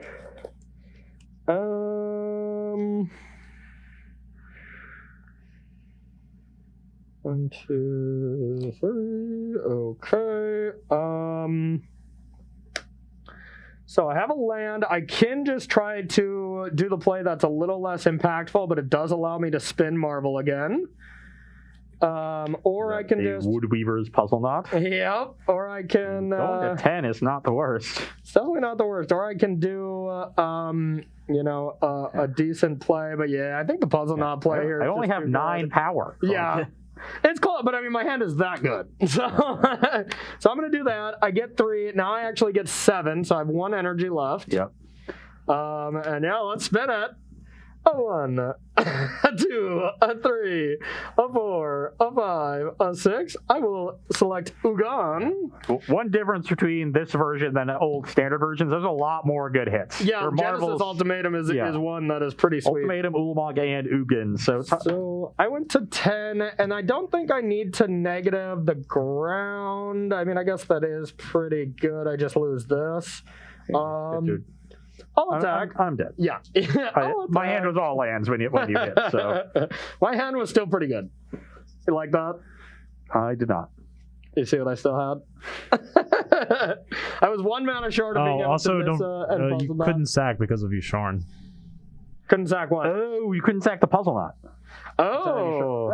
Okay, whatever. Okay. You could play Puzzle Knot and play Harness Lightning for nothing and activate There we Marvel. go. We'll do that, and this is still in play. But yeah. I think I had you regardless. I agree. All right. Well, you know what time it is. It's time to get a new Strixhaven card. Let's see what you got. All right. So let's look at one of the new Planeswalkers. Okay. First up, we'll get Professor Onyx, which is Planeswalker Liliana. Yep, I saw this. 4 black with Magecraft. Whenever you cast or copy an instant or sorcery spell, each opponent loses 2 life and you gain 2 life. Double drain. +1, you lose 1 life. Look at the top 3 cards of your library, put 1 of them into your hand and the rest into your graveyard. -3, each opponent sacrifices a creature with the greatest power among creatures that player controls. And -8, each opponent may discard a card. If they don't, they lose 3 life. Repeat this process 6 more times. Starts with 5 loyalty. So this gives me Liliana the Last Hope vibes, right? But better to me. I think Liliana the Last Hope... costs twice as much mana, so I would hope No, the 6-mana Liliana. Liliana Dreadhorde General? Yeah. Because that card seemed like it was going to be so hyped, but it ended up just being awful, right? Because that plus ability was pretty bad. You know, I mean, it did see some playing Golgari decks back then, but it wasn't great. Yeah, and it ended up being worse than things like Bolas' Citadel. Yeah. And I think that was a solid card. It just wasn't good in the environment that it was printed in. Agreed, yeah. And I agree that this does seem similar. It's in that it's in the 5-mana mold where you get the like +1 draw card. Yeah. But with ancillary benefit, it's actually a pretty good draw card. It's an Anticipate that fills your graveyard. You know, I could definitely see this playing well in small numbers in like a Rakdos deck, where you're tearing through your deck, putting Croxes in your yard, drawing a bunch of cards that way. See, I have a very different vision for that. I have it as a one of Insulta Ultimatum to pair with Vorinclex and Allrun's Epiphany.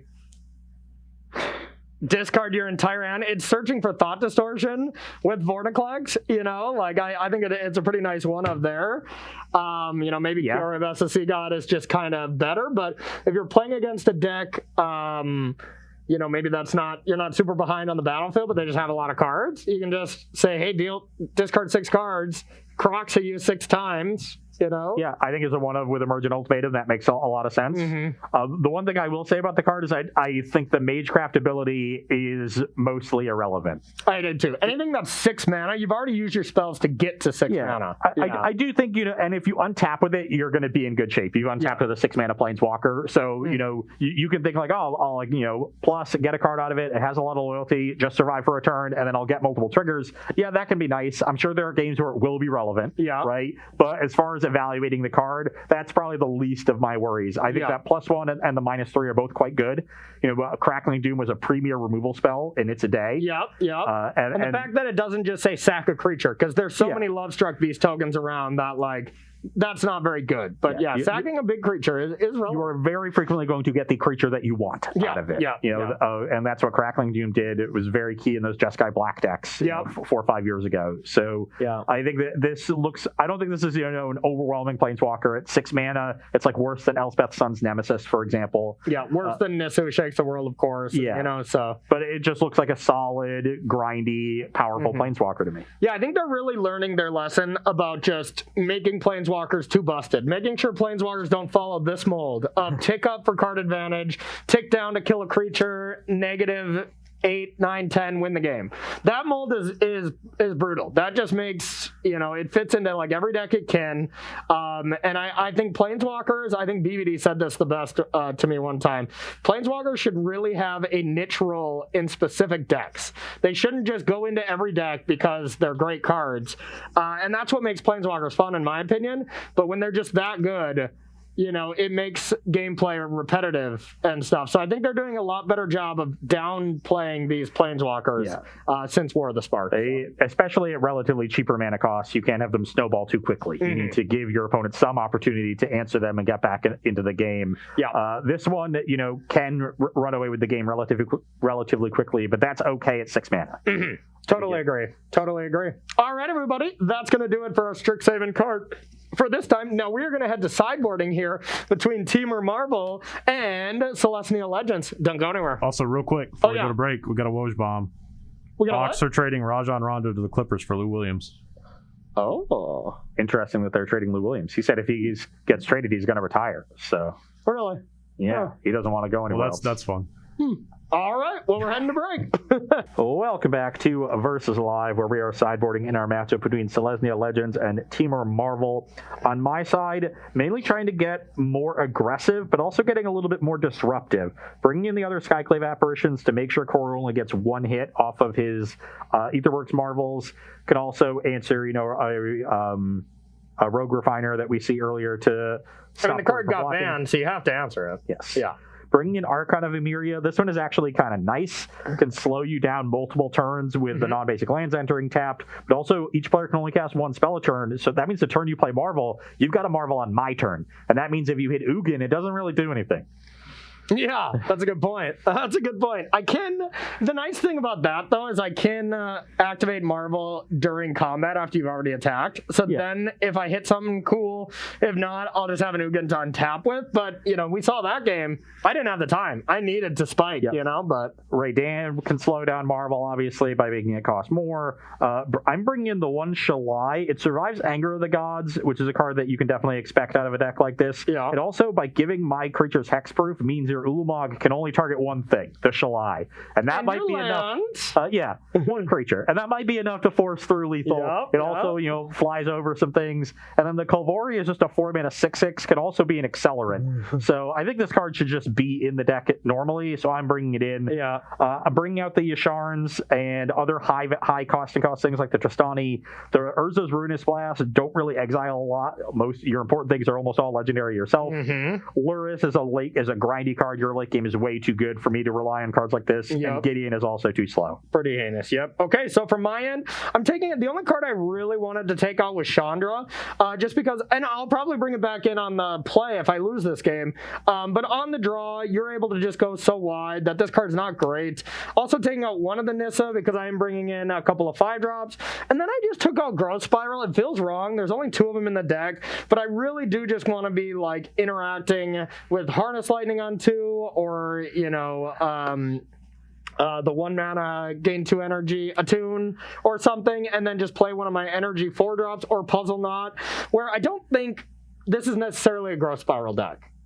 Ramping into Marvel doesn't do anything. You need to slowly get there. Your turns 2 and 3, and sometimes 1 are meant to get your energy, not ramp. You can't cut corners in your Marvel deck. You really can't. So that's what I'm doing here. Like I said, Until they print the Growth Spiral that makes 3 energy, and then you're all set. Yeah. I'm sure that would be a very common card they're going to print in Strixhaven, right? It's Simic, so it could be anything. It'll probably be uncounterable. Yeah. Split second. Yeah, and you just pick what it does at this point. the Simic card, it's a blue-green instant, can be countered. Just do whatever you want. Yeah, exactly. Just do whatever you want. Man, I would play that card all the time and just use it to wet Willie Ross Merriam over and over. That can happen, right? All right, Rob, you got one question while we shuffle up for our second game here? Not at the moment. Okay. All right. Well, then we'll just shuffle. Fine. It's my favorite thing to do anyway. Fine, Rob. Yeah. Actually, you know what? Before we could get a little Ross rant if we wanted. Let's go for a Ross rant. Yeah, I got 4 hours to spend. All right. So one of the new land cycle in Strixhaven is one of Ross's favorites. They are the reveal lands. So as they enter the battlefield, you may reveal a type of either mana they tap for, and if you do, they enter untapped. If you don't, they enter tapped. This is the enemy cycle completing from Shadows over Innistrad. Apparently, people have noticed that I have denigrated Port Town and the others several times on the podcast. But honestly, in Standard, they're fine. They're not great. But they at least can enter the battlefield untapped sometimes, which is all I want my lands to do. Yeah. And for some reason, WotC is saying fit to basically only print good dual lands that enter the battlefield tapped, so that mid-range decks get to cast whatever spells they want without care for their mana ever, and aggro decks can only be one color if they ever want to cast their spells. So are they reveal a basic land or reveal forest or island? Do they work with Triumphs? It's reveal a forest or island, yes. So they work with Triumphs. Little awkward to be playing that and then still having a Triumph in your hand, but but it is a thing. So the only thing I see with that is for a mana base in Standard, you can play Pathways, these lands, a lot of basics, and just a 2-color on-color Triumph. And that's not bad. But to be fair, there are just so many good lands right now, with Pathways and stuff, so that if you're a 3-color deck, you don't want to be playing these lands. You'd rather play Pathways. You'd rather just play more Pathways and stuff. So I think this only fits in 2-color decks to me that really don't want a 3rd color at all, or maybe, let's say we're a green-blue deck and we have Ketria Triumph or Zagoth Triumph as a splash card at your 5 converted mana cost or something higher, but otherwise just a base 2-color deck. That's the only home I can really see them in. Yeah, I agree. But if it helps 2-color aggro decks, I'm in. Yep, that's your style. So, all right. Let's rank that Ross rant. It was pretty poor. I'd go with a C-. Yeah. I've seen you rant about breakfast food more than that. So Well, breakfast food is delicious. I mean, yeah, breakfast food's like way better than Magic cards. I don't know. Whoa. It's not close. All right, you're probably right. Have you ever had a breakfast burrito? They're so good. They are pretty good. They are Maybe pretty good. smothered in green chili sauce. Have you ever eaten a Yorian though? It's pretty solid as well. Your dog has. Yeah. I will be sending this hand back. Okay, we It was love a that. 4-lander that could not cast any of the three spells. I think I'm already at a solid keep right here, Rob. Wouldn't you agree? I would. Yeah, we'll be keeping this masterpiece. We'll be keeping this absolute masterpiece of a hand. Well, Casey Masterpiece barbecue sauce over there. Yeah. I'm trying to think which card I would replace to make this hand the nuts, and I cannot think of one. So, yeah, I'll keep the Absolute Blade. I guess this one land deals me a little bit too much damage for my liking, but other than that... I mean, you could have, like, basic maybe. Yeah, I guess, but that's so basic, you know? All right, bring it on, Legend Man. I guess we can. Don't go start calling Ross a legend. He'll get inflate his ego. Yeah. I'll lead on a Temple Garden. You can be like a legend of mediocrity at things, right? I'll play this. But at that point, are you really? Are we really legends? Well, yeah. I don't know. Sure.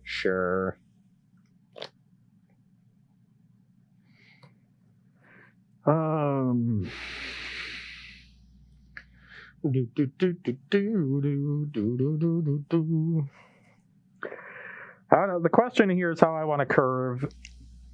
Without consideration for Corey's interaction, I think it's generally better to lead on this, but in the face of interaction, it could be better to lead with the other 2-drop. Just trying to do some math here as to how it affects the clock. So that's going to be... Mathematics! Well, a minute's still 60 seconds, so you can't change that. Yeah, true. Yeah. Yeah, I'm just going to go for it. I'll play Amara. Okay. I think going the other way slows me down too much. Yeah, Amara is quite the good card and almost always demands a removal spell. And I think I will oblige by Harness Lightning it. 1 energy and pass to you. And I've drawn heinously. Excellent. I guess we can play this tapped and play Heart of Kirin and pass the turn. Okay. Interesting draw on our part. Yeah, I think it's just pretty easy. We're going to play the Refiner of the Rogue variety and pass to you. Okay. I will play a Risk the Redeemed. Okay.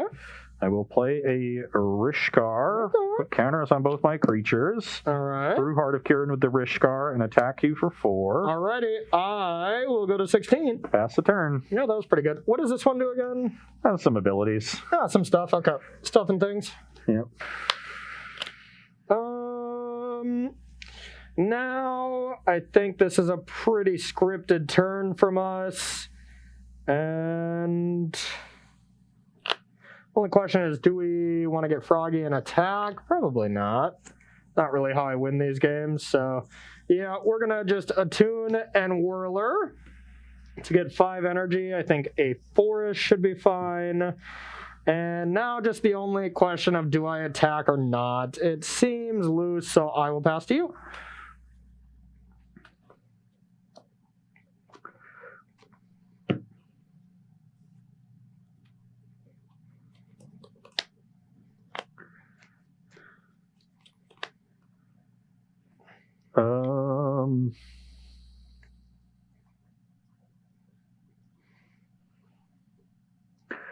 Okay, I've got a Branchloft Pathway and a Gideon Blackblade. Okay.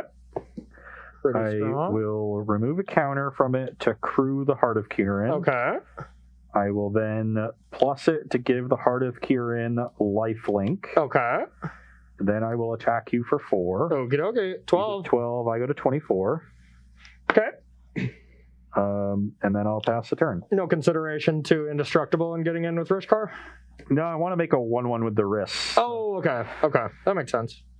All right, that was the idea there, but it might be too slow. Well, you know what I have if my hand was perfect from the beginning. So we're gonna be going like this, and let's spin it.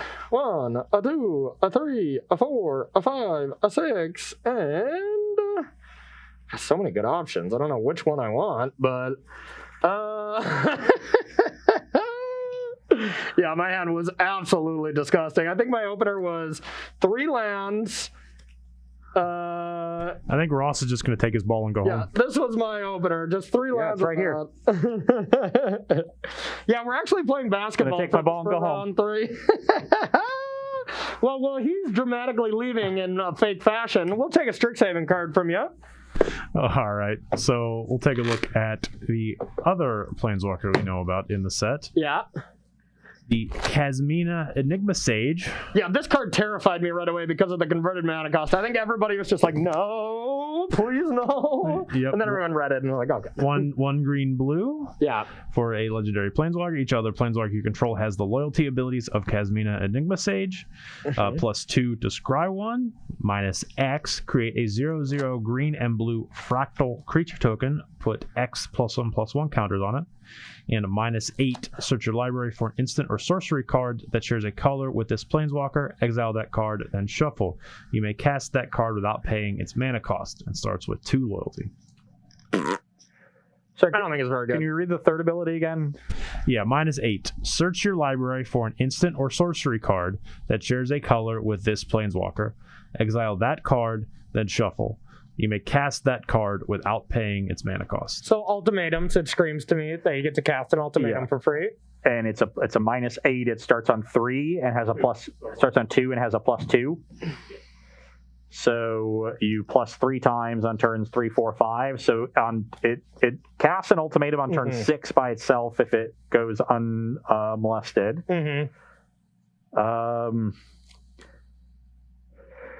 I have one interaction that I like with this card, and that is in some kind of blue-green, red-based, more spell-ish deck, where you can pair it with Narset, Parter of Veils. I like the fact that Narset could tick up to scry and then tick down to activate its ability.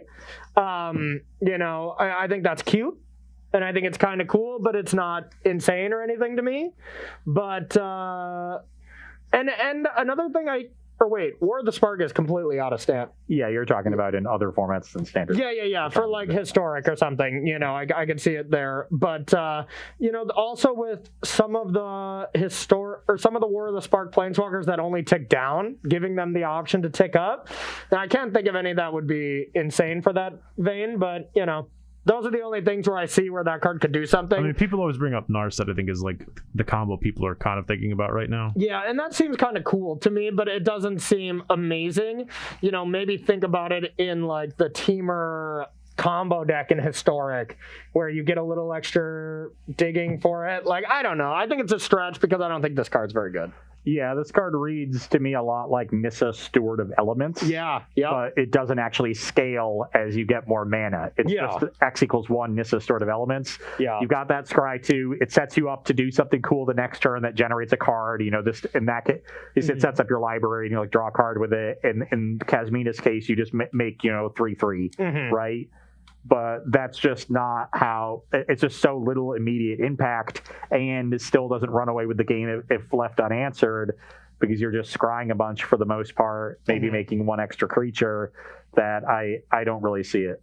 Yep, I don't see it either, to be honest. But an interesting card. And once again, I'm happy that it's not busted. I'm happy that it's not Oko. I'm happy that it's not Uro. So I think it should be great. Yeah, and I keep thinking, if we have a more expensive Planeswalker on the battlefield and we play Kasmina, maybe we can make a big creature with that. But that expensive Planeswalker probably has better loyalty abilities to use. Yeah. What was the second ability again? It was -0? -X. Make a 0/0 token, put X +1/+1 counters on it. Okay, yeah. So, that's just not good. Right when it comes into play, you could make a 2/2. Right when it came into play, if it was like 4 loyalty and you just make a 4/4, that would be good. but I think it's at the perfect spot where it's just not going to be busted. And so far from this set, from the commands, from the 2 planeswalkers or 3 planeswalkers we see, it doesn't seem like my initial reaction is that it's going to do much to standard until Throne leaves. Because Throne is just at a different power level than all these cards, as far as I've seen so far. We got plenty to go. And in fact, I have a spoiler card that is really good that I'll be showing off next week here. So yeah, it'll be fun. Yeah, it does not strike me as constructive playable. All right, well, we got time for a pity game here. The marbles are already mine, though, unfortunately, but you got time to save some face here. So I'm guessing you'd like to go first there, good buddy? I would. All right. Bold strategy, Cotton. You're supposed to answer that with 10-4. That's a 10-4 there, good buddy. I will keep my hand. I'll keep. It's pretty awkward and we need help, but YOLO. I'll go to 18 and play Novia. Okay. Pass the turn. I assume that's just how you live your life every day, Corey. YOLO. Oh, it really is, because it's pretty true. You do not live more than once unless, you flatline, they bring you back. Then I guess you live twice, but... Play Mobilize District, Mox Amber, and pass the turn. Of course, you cheater. I have the very powerful play of Stomping Ground tapped and pass to you. Mix Servo in your end step. Okay. Mobilize District is a pretty cool one with legends. So play Boulder Lock Pathway and Gideon Blackblade. Okay. That's disgusting. I will give the Servo lifelink, I guess. Okay. And attack for 2. Okay. You go to 18, I go to 19. All right. Pass the turn. Would have liked to have had that Gideon for turn 2, but... Yeah, that's fair. What are you going to do? All right. Not too exciting of a play, but I have a Rogue Refiner for 2 energy and pass to you. Heinous draw from us. Speaking of heinous draws. Go on. Okay, I will Skyclave Apparition, the Rogue Refiner. Okay. Rude. D-Day 99 says YOLO, Yorion on lock, obviously. What? A YOLO Yorion on lock, obviously. Wow. That's my new motto for life. I'll give Ovia a lifelink, I guess, and attack for 6. Okay. You go to 12, I go to 20. Yep. And then I'll pass the turn. Okay.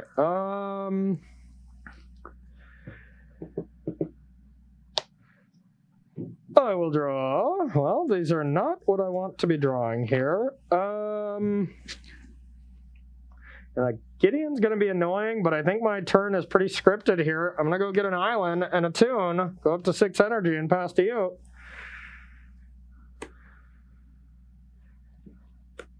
And draw a magical card.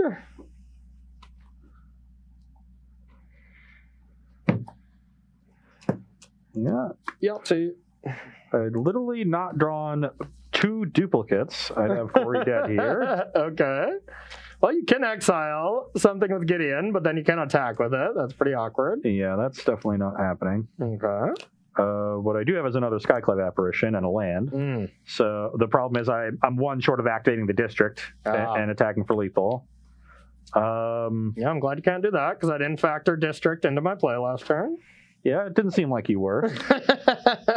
I was going to say I have lethal damage on the battlefield here, but actually I don't. I don't know what I was counting. I have 11 and you're 12. Okay, cool. So I was also wrong. Seems like you need to get with the mechanic for Strixhaven and do some learning.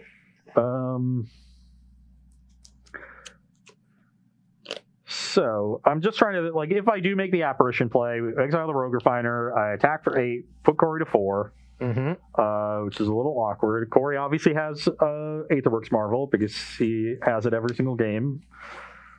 That's just results-oriented thinking right there, so you never know. So if you hit Ugin, you'll be able to then have 2 blockers and I'll only have 2 attackers. Won't even be able to activate the district, actually.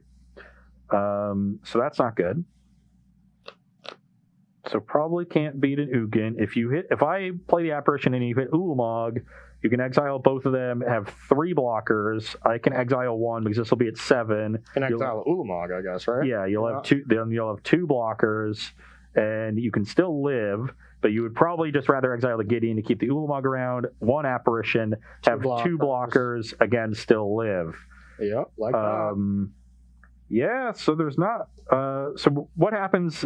The other option is then to just animate the district and like send in, give the apparition indestructible, I would guess. Okay. Maybe I don't even do. Maybe I give the district indestructible actually, because that's the thing that you can't exile with Ugin. Yep. And it is just indestructible for your turn, right? Or is it my turn as well? No, it's Okay. until end of turn. Okay. Decisions. Then say you could block apparition, go to 3, and have one blocker. You hit Ulamog.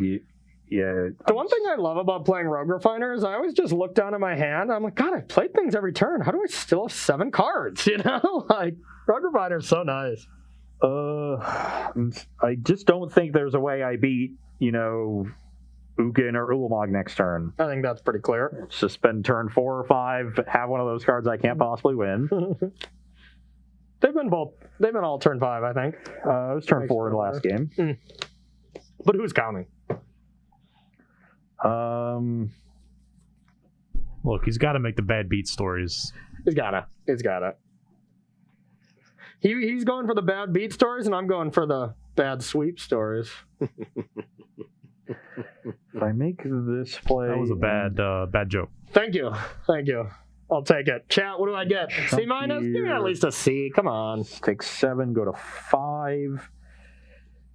Yeah, not really beating that. Decisions. All right. Kill your thing. Okay. Play that. Okay. Plus... Lifelink of some variety. Yeah, lifelink on the apparition that can attack and get in for 8. Down to 4. I'm at 22. Okay. Here you go. Now I have an interesting decision here. I think so. I straight die to you having another way to exile a 3/3 off the top, but that seems really unlikely. I don't think you have many ways to do that in your deck. So, oh wait, no, because that is only 3 with the mobilized district. So I could stay alive by casting this card, or I try to get a little lucky. But I don't think I have to get lucky right now. I just have the safe play of just anger. Get 2 3/3s. 2 3/3s, play a land tab, and pass to you. And now Ross does have a good play this turn of exiling 1. Exile 1. Yep. Animate the district if you want. Or Play these 2. okay. Animate the district and get in there. Yep. I have 1 Have to block. jump Gideon. You go to 1. Yep. And now you're Ugin is not. Ugin is good enough because you'll exile all my stuff. Yep. So I should. Hold on. I maybe shouldn't play both of these. Okay. If you hit Ulamog specifically, it's either if I don't play both, then I can't beat Ugin or Ulamog. If I do play both, I can't beat Ugin, but I can beat Ugin by just drawing a land. So yeah, play both. Okay. Well, I drew a card that did not do anything. Elder Gargaroth normally would be pretty good, but not good enough here. So if I drew a land, I had a nice play that keeps me alive, but I did not. So these are probably not going to help me. The But Whirl of Virtuoso keeps you alive. it does. Does it really give you outs to win the game? Exactly. But this Aetherworks Marvel definitely gives me a chance to win the game. But yeah, like you said, Ugin doesn't do it.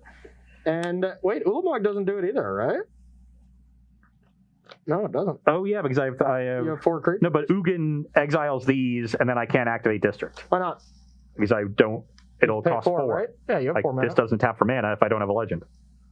Yeah, but you'll have them. You have 3 legends. I can If only you kill... hit Ugin, Oh, okay. yeah, Ulamog doesn't do it, but Ugin can let you live. But you still win with a land. Yes, Yeah. So that is interesting. And even or a 1-mana legend because that'll both reduce this cost and turn on the mox. Yeah, so Gargaroth, I can only gain 3 life block, prevent that, die to the district. That doesn't do it. But if I held a creature back and you hit Ulamog, then suddenly then I can't beat the Ulamog. Yeah. So my only other choice is just Whirler, have 3 blockers. I get 3 Thopters. I can like block this, chump, chump, chump, and then attack down Gideon, and then, like Anger, or then Gargaroth. So like that is a reasonable thing, right? Like that is a sequence that I think I safely live. And you can indestructible. So this costs only 1 to animate right now, right? Yep. So it's really just, do I think I'm going to get lucky? And the best case scenario is I marvel into another Genesis Ultimatum, get multiple things, and win. Or I play it safe and just go Whirler Virtuoso, get 3 1/1s. Have 3 blockers. You can indestructible 1. My Whirler Virtuoso goes to the other one. And then you have the Mobilized District as a blocker. So I don't even kill Gideon, but then I play Gargaroth, and then I have Gargaroth and 1 blocker. That would block these, and I could gain 3 and be stable. Exactly, but if you top deck a creature, I'm dead. It honestly just seems like too many variables, and I think, for fun's sake as well, I think I want to just spin. So let's go. Let's go. A 1, a 2, a 3, a 4, a 5, and a 6. That's not going to do it. Well, no, yes it does. Keeps me alive because now I Nissa and I can Whirler play. So I can still just do my Whirler play now, but now... But you don't have the energy. You're only going to have one. Yeah, that's a good point. So, yeah, that's not going to do it. Okay, you win this one. Got him. What was it? I was drawing. So Okay. if you hit Ugin, I had you. No. That locks me out of my play. So I'm glad I did this, because if my whole plan was to play Whirler into Elder Gargaroth, any 1-mana creature killed me. Yeah. Any creature, actually. So yeah. Yeah, because... You could have just gave Indestructible to this, attacked with everything, and I basically have to chump everything. I can maybe kill 1 thing, but it wouldn't have been enough. So, yep, GG's. All right, it's Strixhaven o'clock. We got a new one there, Rob? We do. And What do we got? We'll take a look at one of the uncommon cycle of Magecraft cards. Okay. And Quandrix Apprentice, green and a blue for a 2/2. Human Wizard. Magecraft, whenever you cast or copy an instant or sorcery, look at the top 3 cards of your library. You may reveal a land card from among them and put that card into your hand. Put the rest on the bottom of your library in any order. I think that's a good card. Yeah, this one is cool to me. I know I've said Is that. it say bottom of the library or graveyard? Bottom. Okay. Graveyard would be busted, I'm sure. But I know I've said that you want the Magecraft abilities to affect the battlefield, but this one in particular is nice because decks that are utilizing or abusing Magecraft want to be very low land count, but you also want to hit your land drops. You usually do that via the cantrips, and this just helps you do that really easily. And then you use your cantrips and other card selection to just find more spells. So it's sort of the card selection aspect of it makes sure that the engine keeps going, and it's a relatively cheap card, only 2 mana. It is a 2-mana creature that dies to stomp, and that can be a problem. But this one is really cool to me. But also, I want everyone to do this when we look at these cards, okay? Because Throne rotates in like 6 months or something? October, yeah. So this is going to be a set I'm very confident in that we're going to look at all these cards and it's not going to pass the Bone Crusher test, right? There's going to be a lot of things that are like, hey, the Throne of Eldraine adventure package is better than this. Why would I play this? That's going to be true for 6 months. But then after we've had 2 sets, you kind of forget about these cards that were spoiled 2 sets ago, but keep them in the back of your head because a lot of archetypes are going to come up and, these cards could be busted then, even if they're not going to have a direct impact right away. Yeah, so we definitely want to look long-term with these. This is a card that I could see making a long-term impact. Yep, totally agree. All right, we're going to take a short break. The marbles are already won by the good guys over here, so no fear for anybody worried about the show. But we do still have a very exciting third match that we're going to get to. We're going to take a short 5-minute break, and we'll be right back here on Versus Live.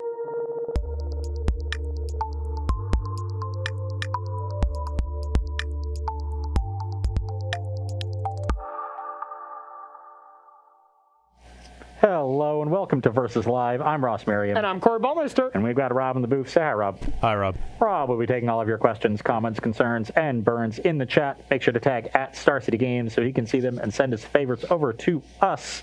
We are wrapping up our last day exploring Historic, and today we are really exploring it, finding some of the sweet brews that exist around that metagame, and we are closing with 2 decks that were submitted by you, the viewers. So thank you to everyone who responded to our tweet and gave us some sweet lists to look at. I'm going to be playing Mono White Oketra's Monument. I knew they had you from the second they posted that one. I was like, oh, yeah. 4th Raven Inspector, I'm in. Yeah. You know, I'm the one who gets... Do you have the Time Spire remastered ones? I'm not even sure. Didn't even check? Oh, my God. If they are, they'll be so gorgeous. I hope so. They're not. Bummer. Yeah, they don't like me, I guess. Rob likes me a little bit better because I got some Time Spire Remastered Thoughtseizes and Dreadheart Arcanists in my deck. Like, holy crap, are they gorgeous. They look nice. Oh, yeah. So a nice little, sort of aggressive mid-range mirror. You're I would say a little bit more aggressive, but I've got this like strong late game engine and can keep up with you. Yeah. Should be really interesting games, played very much on the battlefield. Yep. I love an Oketra's Monument. I'm hoping that with Raven Inspector it can give a little boost to the archetype because we haven't really seen much of that card since it rotated from Standard. Yeah, we all know Raven Inspector is the card that puts everything over the edge. So yeah, maybe 4 years ago. But I'm going to be playing Rakdos. We have Rakdos Arcanist, but it's probably one of the looser Arcanist decks I've ever seen, just because it is the key couple cards. We still have Thoughtseize into Arcanist, which is insane, and we have some Claim Fames, but outside of that, we don't have a ton of spells. But now we're just playing a lot of. I would say we're much more a Death Shadow deck. So we are playing Death Shadow. That is the name of the deck. Scourge of the Skyclave. See, nothing gets past me, Rob. Nothing gets past me. So we have Death Shadow. We have Scourge of the Skyclaves. Even Storm Fist Crusader, which is a cute one here, lowers both of our life totals, as well as draw some extra cards, and just more of a Rakdos beatdown deck that tries to deal a lot of damage to myself. Maybe barge in to go over with Death Shadow. I think barge in is going to be an important card for your deck because I make a lot of chump blockers. Exactly. So we'll see. This will be another interesting dynamic with Death Shadow. How much do I want to deal my damage to myself? How much do you want to attack? There's always that give and take, which is the one thing that I really just love Death Shadow for. Games are very interesting. It leads to a lot of spots that, don't normally happen in your normal games of Magic. You don't see a lot of really interesting games played along that axis. When you think about playing just on that life total axis, you think of burn decks. And the most interesting thing that happens with burn is like, saving up your burn spells for one turn against counter spells, or getting into the scenario where it's just top deck a burn spell or die. Exactly. Yep. But Death Shadow definitely lets you play some of those games and does it in really cool ways. Well, my hand looks beautiful, but it's not. My hand doesn't look particularly good, but it's a keep. Not mine. I mean, look at those Arcanists, but holy cow, that's an unplayable hand, so we're going to ship that back. All right. And oh, yeah, look at that. Y'all, just order these Time Spire cards. They're so gorgeous. I love the classic look of these cards. Makes you think, why did they change the card frame to begin with? That's a good point. They could have just left everything the same, and maybe I would never grow old and everything would be fine. I'm sure that's how Magic cards works, yeah. The only reason I age is because Magic changes. Okay. That makes total sense. I would have a full head of hair. It's like some weird I'd be 20 pounds lighter. Yeah, okay. It makes you more athletic as well, huh? Impressive. Well, then, yeah, you better petition to get that because I'm about to beat you up on the basketball court after this. So, all right, let's see what's up. Okay, this is a good hand. What do we want to put back? I think it's one of these lands, and I think I'm just okay putting back this Agadeem's Awakening, and let's rock it. Okay, I will lead on a Soul Warden. Oh, God, I'm dead. Pass the turn. That's game. Unbeatable Soul Warden. Unbeatable. All right, so I'll try to scoop early, but I have a beautiful Thoughtseize for you. Okay. Show you my hand of mediocre creatures. Yeah, those are definitely mediocre. I'll be taking this card. I think, anyway, yeah. And then we'll pass to you. Okay, I will attack you for 1. I'll take it. You're 19, play a Soul Warden, and go to 21. 17. Or 17, yeah. I'll go to 21. 21, okay. Pass the turn. Okay, I have the draw. I'll be taking 3 damage points, and I have a Dreadhorde Arcanist. You're at 14. Here you go. And I gain 2 from that. So 23. My Scourge of the Skyclays might have to be coming out because of that little annoying card. I'm going to go to 25 and play this Skyclave Apparition. Boo! Your You Arcanist, cheater! And attack for 2. So you got a 25 and I got a 12. Okay. Pass the turn. That was really rude. That was extremely not cool.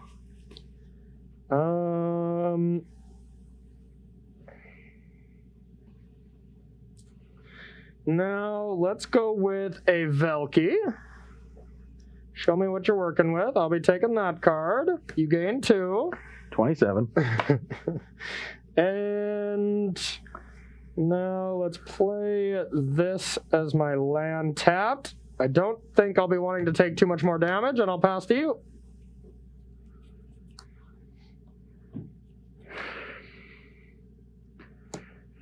Okay, I'll play a Fairgrounds Warden. God, Gain you're 2. a cheater. Exile this Valky. Return this to my hand. And attack for 4. All right, so you go to 29. I go to 8. Yep. All right. Okay, well, I think we really only have one play, and it's not very good. It's not very good at all. Mediocre creature beat down. I have this, and Shatter Skull smashing that. Get a 2/2. You gain 2, and pass to you. So get a I'm at 31. 31. Here we go.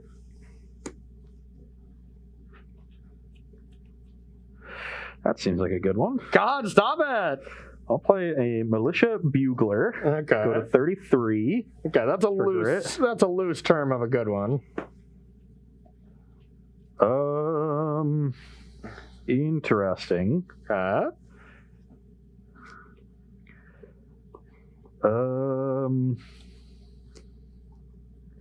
Do I want to take the card that is going to immediately have some sort of impact, Okay. or the card that can keep drawing me cards? Okay. Choice between another Bugler and a Giant Killer. You can play the Giant Killer, tap that down next turn. If you play a big creature, I can bounce it back to my hand with Aviary Mechanic and chop down still. Kind of cute. I kind of like this Giant Killer. I'm going to take it and cast it and gain 2. Okay. Go to 35. All right. And then I will pass the turn.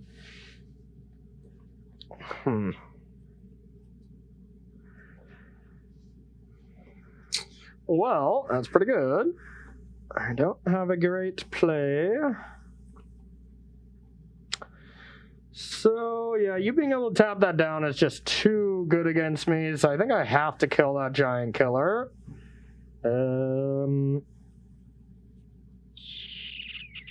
Alright, Deadlands that, and pass to you.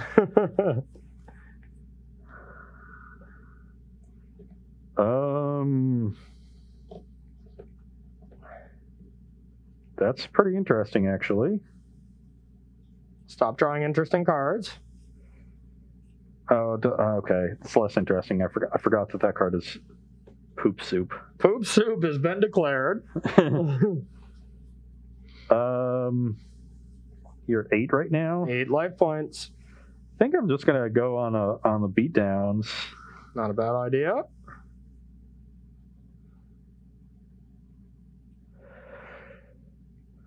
Yeah, send in the clowns, everybody. All right, I think we block Soul War and take 4. Yep, let's do that. Brings you to 4. Yep. Then I'm going to play Aviary Mechanic. Okay. Not return anything. Gain Okay. 1. Okay. Go to 36. Sure. Should have done that pre-combat, I guess, but 1 life's not going to matter. Sure. Then I'm going to play a Charming Prince, go to 37, and blink the Fairgrounds Warden. Okay. So you get the Valky back, I have no hand. Fairgrounds Warden comes back at the end step, I'll hit the illusion. All right, that was pretty cute. And I gain another life, and I gain a life off that. So 2 more. I'm at 39. All right, Yeah, done. Pass the turn. Ooh. Ooh, that was a good draw. I'll play a negative 17. I'm dead. I'm at 39. It's a negative 19. Yeah, 19. sure. A negative 19 creature. And yeah, I'm dead. I'm going to leave this right here because I'm going to take that one out of this deck. So yeah, that didn't go well. And we see here the big difference between a normal Arcanist deck, where I think I would have obliterated you, when you have Claim the Firstborns, Fatal Push as ways to just steal creatures, get advantage and whatnot, versus a deck that's trying to really deal a lot of damage to myself. Yeah, you're much more of an aggro deck than that mid-range interactive deck. So very different strategies being employed here, even if there's some overlap in the cards. Agreed. But yeah, let's get one more Strixhaven cards before we head to sideboarding. All right, so that was Ross's game. So we'll go to one of Ross's medium Izzet cards. Okay, sure. This is another of the uncommon cycle with Magecraft. Okay. Prismari Apprentice, a blue and a red for a 2/2 human shaman. Magecraft, whenever you cast a copy, Prismari Apprentice can't be blocked at this turn. If that spell has converted mana cost value 5 or greater, put a +1/+1 counter on it. Ew, I was hopeful for that. That's not good enough. I was gonna say medium might have been slightly optimistic. Yeah. This seems like a fine limited card. Yeah. You know, it'll frequently be unblockable. You have some 5 mana, spells in your deck usually, like expensive removal spell or something like that. Yeah. And getting 1 or 2 counters on this, makes it really formidable. Yeah. But yeah, just not efficient enough for constructed. Yeah, think about Sprite Dragon compared to that. I'd much rather have a Sprite Dragon that scales up instead of that, and Sprite Dragon's already bad. So, and another thing that fails. All right, Sprite Dragon is medium at best. Yeah. So not great on that one, but interesting once again when Bone Crusher gets out of there, maybe. But yeah, not it so far. Yeah, you need to get more out of your 2-mana creatures and aggressive strategies. All right, everyone, we are going to take a short break, and we're going to be sideboarding between Rakdos Aggro and Mono White Beatdowns. Don't go anywhere. All right, everybody, welcome back to sideboarding here on Versus Live between Rakdos Death Shadow and Mono White Monument. From my side, gotta get Scourge of the Skyclays out of there. You gain too much life. There's going to be some games where it is going to be fine, but I think the amount of times where it's going to be a liability is going to outweigh the times where it's playable. So then we're taking out a couple of Claim Fames. You actually exile a lot of my stuff, and it's not a ton of trading, so the claim side is not that good. We don't have like Stitcher Supplier to get incidental free cards. And then we'll take out 1 Thoughtseize. I'd want to take out more, to be honest. Thoughtseize is not great, but I think claims are not great either, and I don't have any other great cards to bring in. So then we're just bringing in anything that kills creatures that are white. So pretty easy stuff from my side. Yeah. On my side, also bringing in additional removal with these copies of Fairgrounds Warden, bringing in the other copy of Yorion in the sideboard. This is just to sort of juice my deck and have more high impact cards, expecting Corey to have a lot more disruption after sideboarding. I think it's actually a mortal sin to have Yorion in your sideboard where it can't be a companion. I don't know what to tell you. Yeah, I whoever made this deck, you need to draw your Arketra's Monuments. You trying to tilt me? Yeah, I guess that's You can't add 4 more Arketra's Monuments when you go to 80 cards. Right into it. Come on. Monument on 3, Yorion on 4, fan me down. Yeah, but you can't buy the companion at that point, so you just need to draw it. Yeah, no, I get it. I'm not questioning whether there should be 80 cards or not, but put that Yorion in the main no matter what. Max out. There's already a few in the main. There's not enough, clearly. But I definitely thought there was an error when I saw Ross's list had a Yorion in it, and I thought Ross just didn't submit 20 cards for some reason. Yeah. Nope. I thought that was pretty funny, too. Cutting down on these Aviary Mechanics and Charming Princes, I think they're the worst cards in the deck in general. They're part of the engine, but when Corey was bringing in a ton of disruption, they get significantly worse, so we're just going to gear up to play this kind of attrition-y game, not rely on our engine as much. I like it. Okay, let's get to battling. And Rob, do you got any questions from our lovely audience? I said, Corey, you're in your 30s. Be careful you don't break your hip. Yeah, no, that's totally true. I think about getting injured like while I play Magic or something, let alone actually doing physical activities. Yeah, I'm with you there. I think about you getting injured a lot too. Yeah, wow. You're gonna get a repetitive stress injury from trying to play Saheeli sometime. Yeah, no, that's true too. Yeah, all right. Our Twitch chat knows me too well. Yeah, this matchup seems close, but whenever you get Soul Warden, I feel like I just have flashbacks to when you just destroyed me with that Angels deck here, like last week, like so badly. I wanted to like retire from Magic. Like, would you go Essence Warden into that 1/4 into Valky into right like to Valkyrie? Yeah, it was quite the curve. Yeah, and even Paula wrote an article about that was released yesterday about ban Angels. We kind of thought maybe it was more of a meme, but you know, if Paula's writing about it, it's got to be pretty real. Righteous Valkyrie is a powerful card. I know he didn't play that for Historic, but you'll love what he did submit for Historic. Was it mono blue? It was mono green elves. Ooh. Yeah, nice, right? When the #1 player in the world plays mono green elves in Historic, and not many people played it, I'm very excited to watch that. So, all right, I'm gonna go first. What I'm not excited about is this hand, which is very slow and clunky. Me either. It's so close to good, and I might still keep it. Yeah, you just got a cord keep, right? This is a cord keep, right? I mean, it would be if you kept it. I wouldn't advise it, but I'm not in your seat right now. In that case, I'll keep. I'll be keeping. I'll be keeping exactly what we want. We'll be right on top. Will it? No, probably not. Probably not. Or I'm going to cry very badly and get destroyed. Awesome. I like that. I like the second option. But on the bright side, you already have the marble, so it doesn't matter. That's true. Don't tell him that, Rob. We're playing If I beat him badly enough, I might be able to trick him. Oh, no, not anymore. Not anymore. Now I just really have to beat you badly. Yep. I guess this is a solid hand, and I will be keeping it, and I think that's an easy one to put back. I'll put this on the battlefield tapped. Pass to you. I will start on a Soul Warden. You suck. Okay, that's exactly what we needed. I will play a Dreadheart Arcanist and pass to you. You're at 21.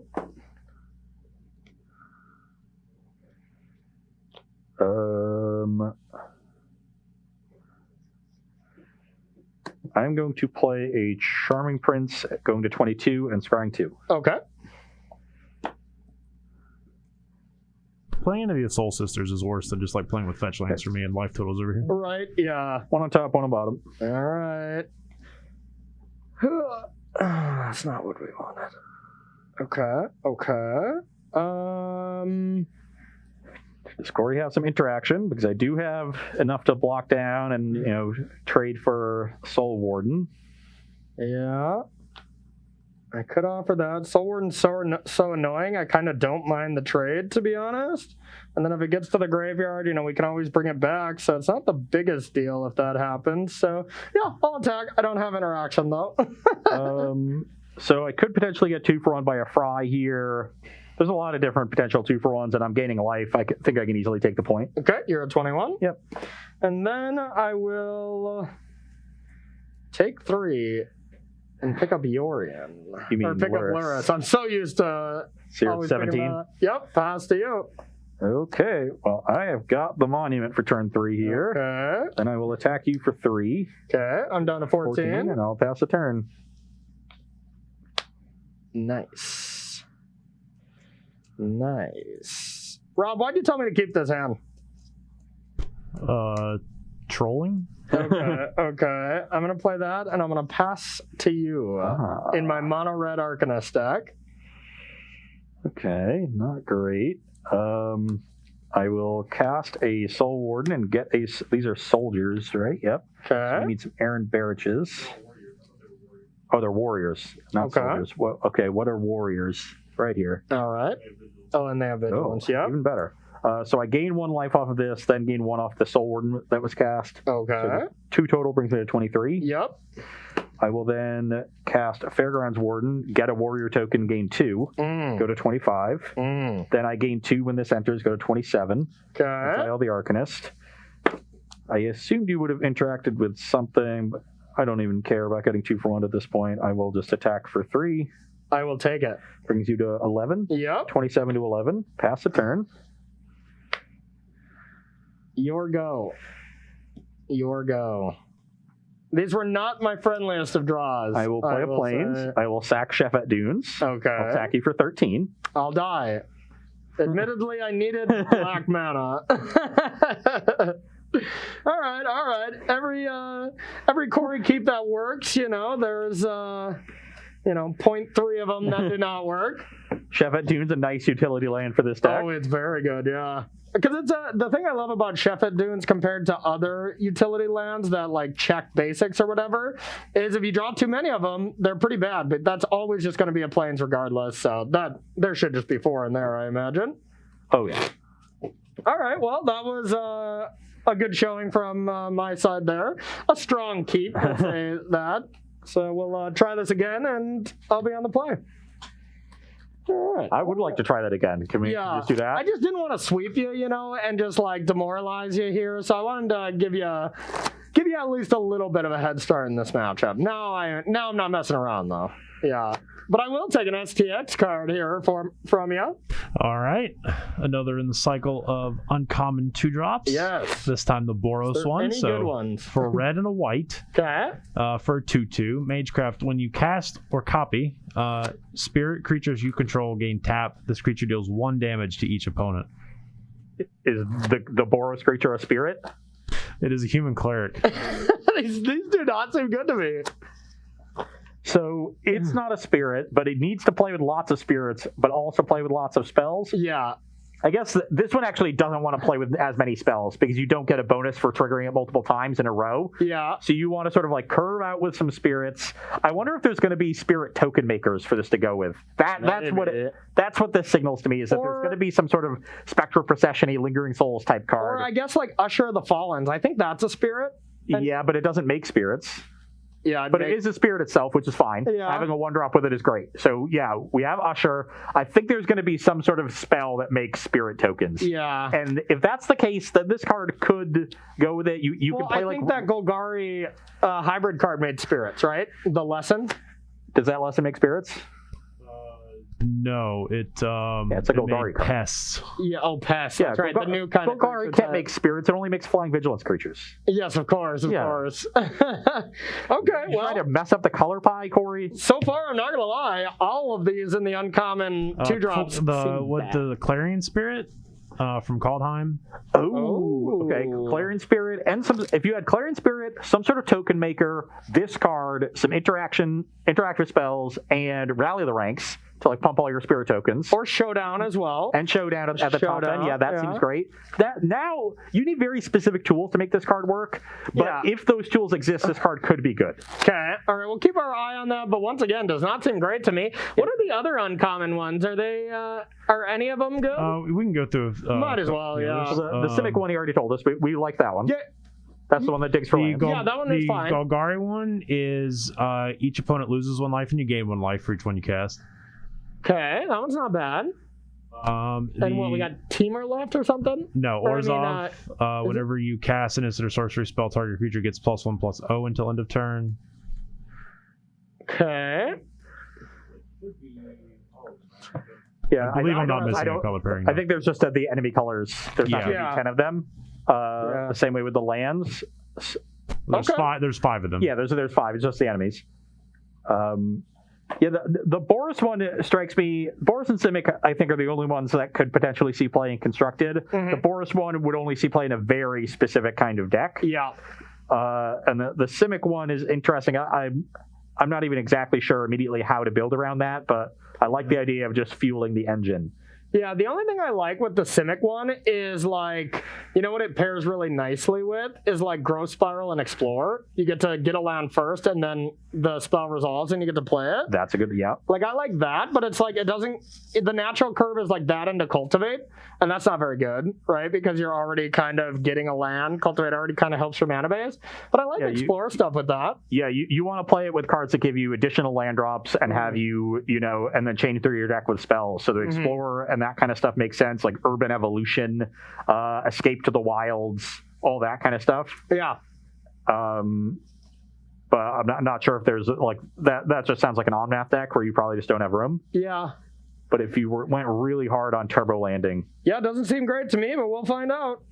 All right, let's try this again. All right, we have a keepable hand, Chad. I'm in. I'm in too. Crap, you have a good one too? Oh, it's everything I've ever wanted. Oh, yeah? Okay, what do we want to do? Let's go with a Ramunek Ruin, and I'll pass to you. And I will present the combo. Freeman Inspector. Okay. And get myself a clue. Okay. Pass the turn. I'm debating if I want to actually deal myself a damage here, and I kind of think I'll do. I'll go to 19. Okay. All right. 16 and then 15. Crusader. And pass to you.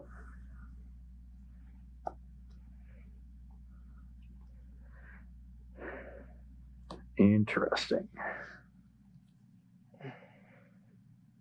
It's a little weird because the Crusader already gives me a bunch of cards. Mm-hmm. Because I was just going to Charm Prince and blink this Thraben Inspector. Yeah. See everything I've ever wanted. This is it.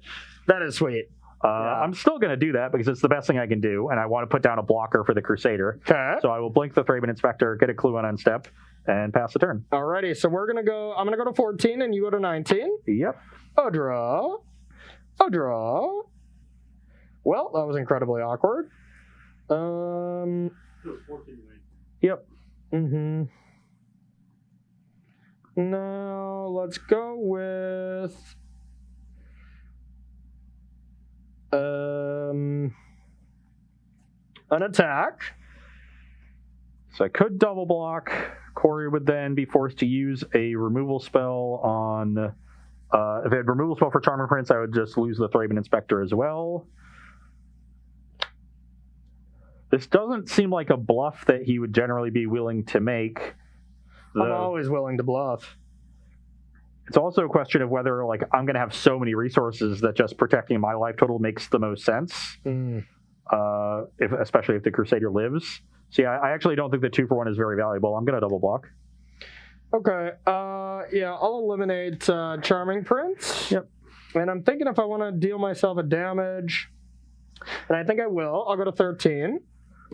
And I'm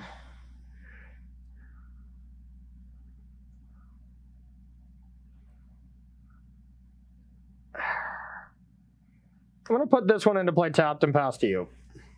Interesting.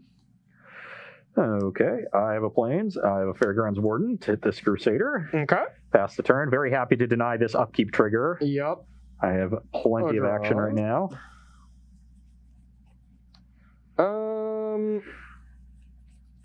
You have 5 in hand? 5 in hand. My mana base is incredibly awkward right now, but not much I can do about this. I'm going to take 3, go to 10, play the Shadow of Death, and buy a Yorion. And do I want to make this any bigger? Nah, I won't deal myself damage. So 10 to 19? Yep. Can I challenge the designers at Wizards to do one thing? Make a playable Rakdos mana base outside of Modern. Right. Yeah, it's near impossible.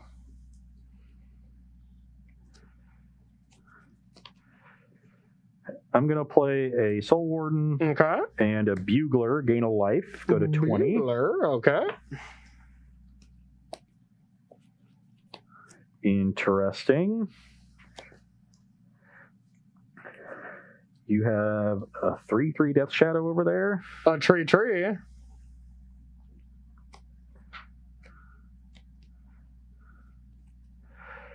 I'm intrigued by the idea of taking this giant killer. And then if the shadow gets any bigger, I can kill it, but you'll know about it. Rude. So I think I'll just take the apparition. Yeah, makes sense. Cleaner answer there, and then I'll pass the turn. Alrighty. Untap, a draw. That was an excellent draw. I just needed a second black source for this entire game. Now what do we want to do? Kind of thinking just these two. Actually, I think I might be these two.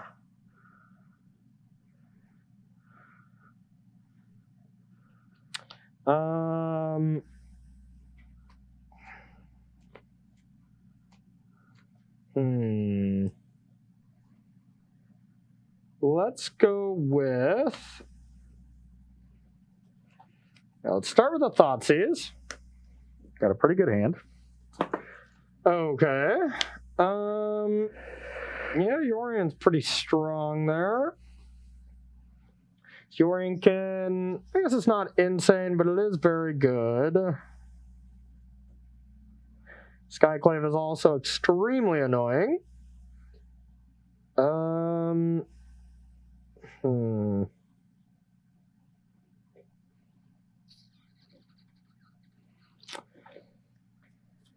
Yeah, let's go with...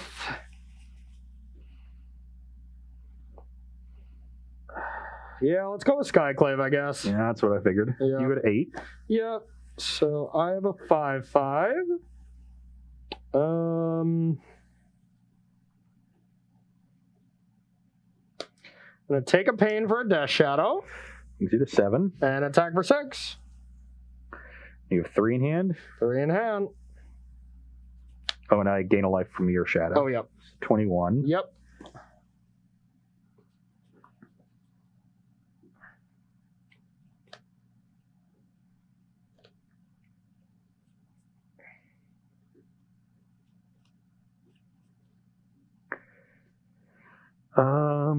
Do I want to chump block with anything? I don't think so. I'm going to take this, go to 15. Okay, pass to you.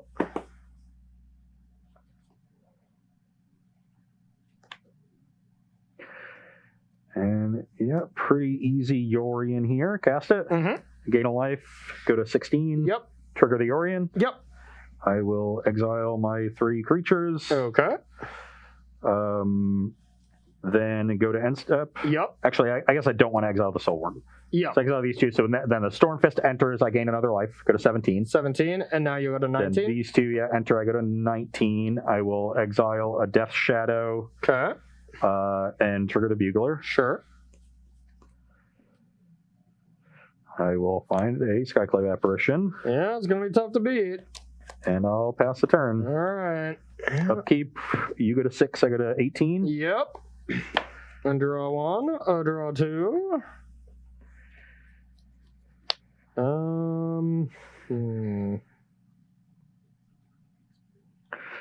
was sort of expecting a Fry there, so very happy not to see one of those. Yeah, I wish I had that one, that's for sure. So now, what on earth can I possibly do here? Not much. Yeah. Corey can't kill this Yorion. You know, it attacks for 2, and then he gets one more turn before his own Crusader kills him. Yeah, yeah. All right. I'm gonna attack for 2. I will take it. Go to All right. 16. Didn't have him fall for it. Dang it.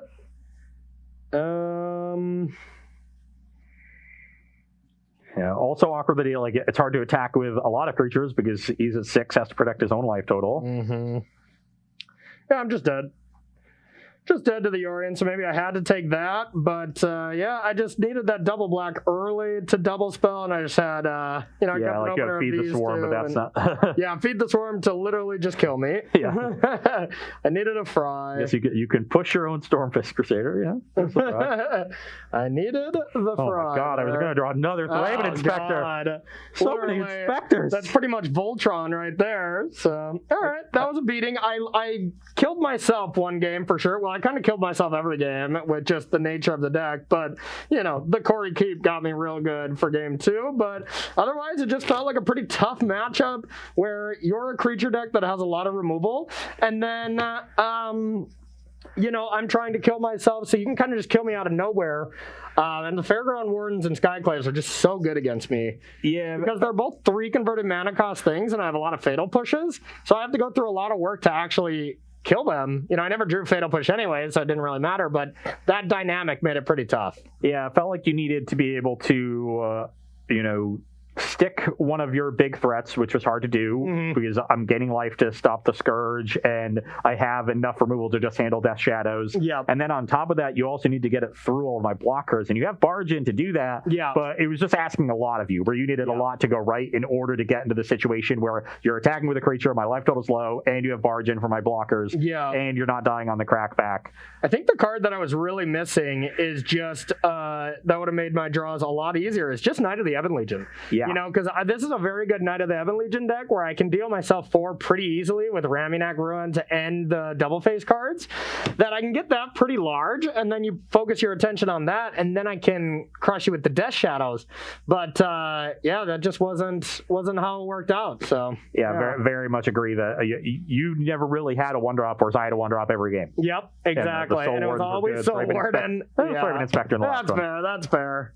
Well, yeah, so do you got a new Strixhaven card for us? I do. This is a Dragon Guard Elite. 1 and a green for a 2/2 human druid with Magecraft. Whenever you cast or copy, put a +1/+1 counter on it. And for 4 green, double the number of +1/+1 counters on Dragon's Guard Elite. Just on that card? Okay. Yeah. So it's a Grizzly Bear that you start pumping with your spells.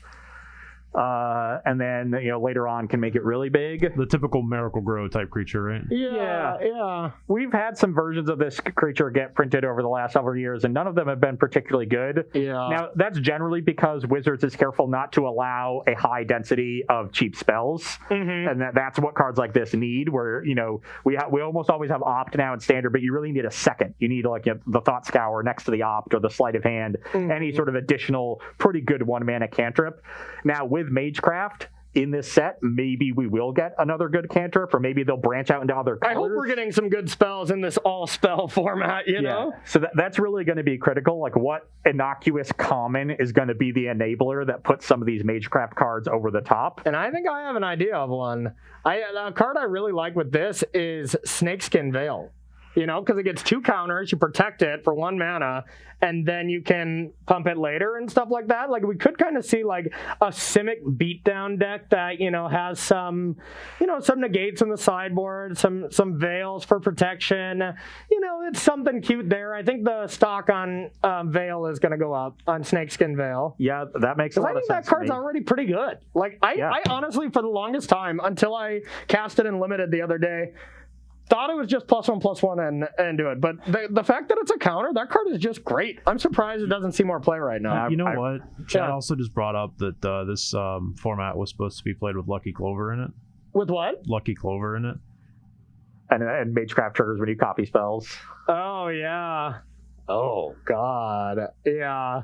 Well, I'm glad that card's not in it anymore. We did not need adventure decks to be any better, It is cool that in this, in the Simic deck that you're describing, you can play Brazen Borrower and Lovestruck Beast as additional threats.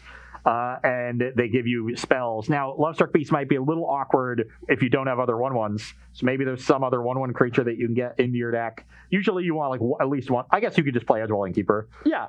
You play Edgewall, and this could be a Great Henge deck if you have that other thing that pumps it, and then you just got to go spells. But what kind of spell? You can't really Magecraft and Henge. I don't think, because one wants lots of spells, one wants lots of creatures. Be a very greedy. You got to pick the lane. I mean, you can bridge that gap when your creatures are also spells. Adventure creatures do help with that, but I still think that's going to be too hard of bridge. I agree. I don't think this will be a Lovestruck Beast set is going to be hard, though. If I'm being honest, I think this entire set is going to be hard to actually affect, just because we've played so many decks that rely on having an even mix of spells and creatures, and they're really tough to work. Is it Phoenix being the clear one these days? But outside of that, it's always been something that's been very hard to be a very effective deck. So I'm very wary that we're going to need to see some very good spells, or I don't see it. It does get easier to build decks like that, where you need very specific ratios as the card pool gets larger. Yes, because then you have more things to draw from, more options. Because you can always build a deck that has a specifically creature to spell ratio. There. We need more options. Yeah. The question is how much you're sacrificing in terms of raw power in order to do that. If I'm putting some really good creature out of my deck in order to play a really mediocre spell, is the gain for whatever my payoff card going to be worth that? And in smaller formats, the answer is almost always no. As the format gets larger, then you see the scales tip in favor of, well, actually maybe it's yes, because you're not really sacrificing that much. Yeah. But you're right. We're going to have to see what kind of cheap instants and sorceries exist. Another way you can bridge the gap and have creatures and spells is with this learn mechanic, where you have some early creatures to buy spells from your sideboard. That's true. The learn mechanic's going to be huge. I'm also thinking of cards that are both. You know, like, what is it? Run amass. It's like one colorless blue-red. You amass for each spell. You create a creature. Oh, yeah, like token maker kind of. Yeah, exactly. Or just other cards that make creatures, but they're spells. You know, like that's some kind of bridge gap that I could see.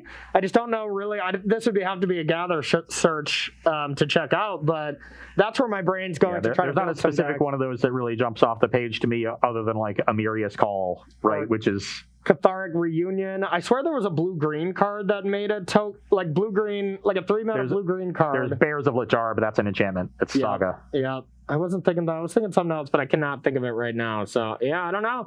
We're just going to have to see more. There's nothing, no way around it. We're going to need some more spells, and we're going to need to learn for these learn mechanics. So, one other card that I unfortunately don't have the preview to bring up, but I want to mention because Chad is telling me that they have previewed a card from Modern Horizons 2 that is going to be part of the curated spell list in this set. Okay. Which it means it's going to be historic legal?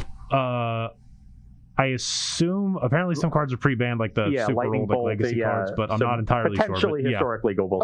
Probably based on the effect. Nobody knows what's historic legal, Ross. Yeah. Silly goose. So it's called Abundant Harvest for single green sorcery.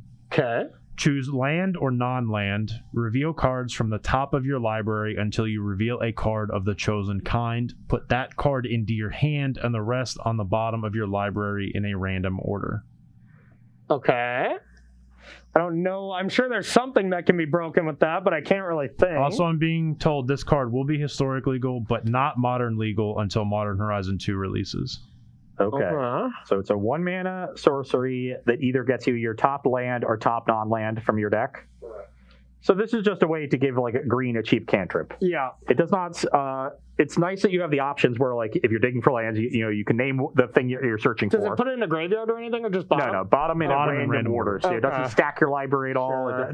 No oops all spell That's shenanigans. That's what I was thinking. Yeah. But that does seem like a serviceable 1-mana cantrip if you have a green deck that, for whatever reason, is looking for something like that. Interesting. It's definitely more interesting in historic than it is in modern. Yeah. But that could be a 1-mana cantrip for a deck that plays this 2-drop. Totally agree. Okay, well, honestly, we have a ton to learn about Strixhaven, and we have a ton of content creators and different personalities that are going to be sharing cards all throughout the weekend. You know the Keldheim Championship is going to be talking about new cards and stuff. You best believe we're going to be keeping a close eye on it, and we haven't decided for sure, but we want to get some of these cards on the battlefield here next week and really start playing around with Strixhaven. If it is all possible, that will be the case. Yes, that will happen. I would be shocked if we don't get to at least do one show, maybe even both for next week with some new Strixhaven preview cards. It should be really exciting. But yeah, that's going to do it for the show this week. You got the last match, but luckily Marvel catapulted me into the Marvels here. It came down to me not hitting off the Golos and you hitting off Marvel. Yeah, who would have guessed? Turns out when you get to see 6 cards instead of 3, your odds are better. Yeah, that's mathematics. So, all right, we're going to thank some subs, we're going to thank some sponsors, and we're going to get out of here.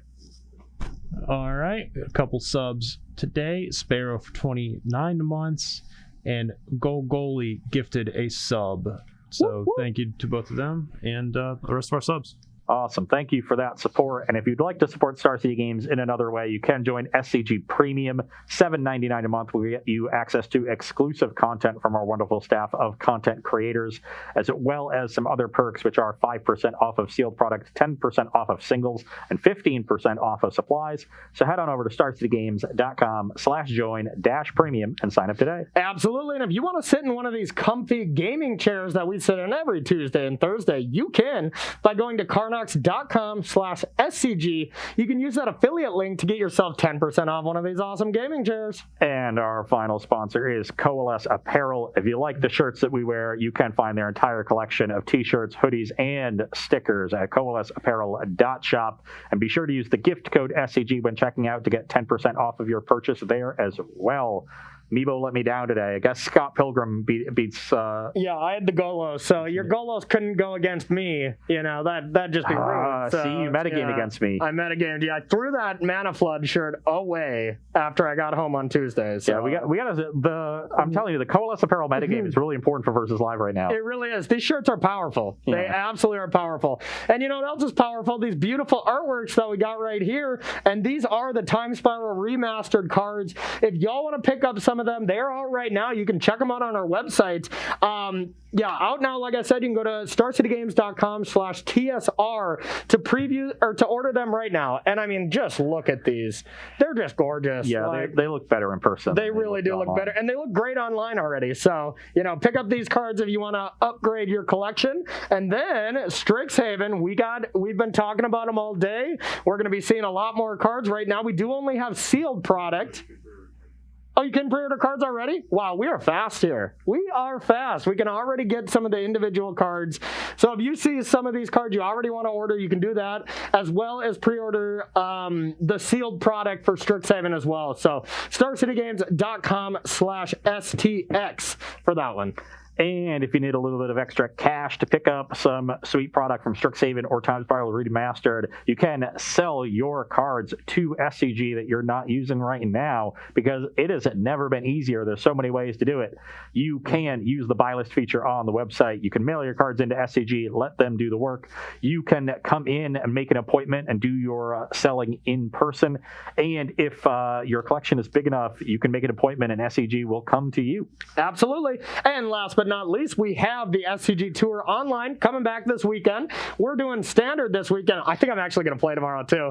I got some free time this weekend, and my brother and Stanislav Sipka have built a new spicy upgraded Sultai Ultimatum deck. So I can't resist a nice tune list from some professionals. So I think I'm going to be jumping in the satellites tomorrow. If you want to try to challenge me, you can. There will be 4 opportunities, Friday and Saturday. If you go 4 and 2 or better, you qualify for the Strixhaven Championship qualifier on Sunday, and 5 and 1 or 6 and 0 will get you 1 and 2 buys respectively. And and you can just straight up, you can be watching these Kaldheim Championships and be like, I can do that. I want to do that. You can make it happen by just crushing your way through these tournaments. Put your money where your modem is. Exactly. Now don't do that. Maybe your modem will overheat. It might burn your money. So how about just play Magic and try to win? That might be a little easier. So go to starcitygames.com/SCG Tour online to get the specific times and stuff for that. And good luck out there, because I'm going to be playing. And our final order of business is the StarCityGames.com weekly sale. This week is going to be 15% off of non-English cards. So if you're a fan of getting things in foreign languages, whether it's Korean, Japanese, French, Spanish, or there's like 30 probably languages that please list cards in. I'm usually a fan of German. Oh, German cards. Phyrexian's now an option, right? Phyrexia. Okay.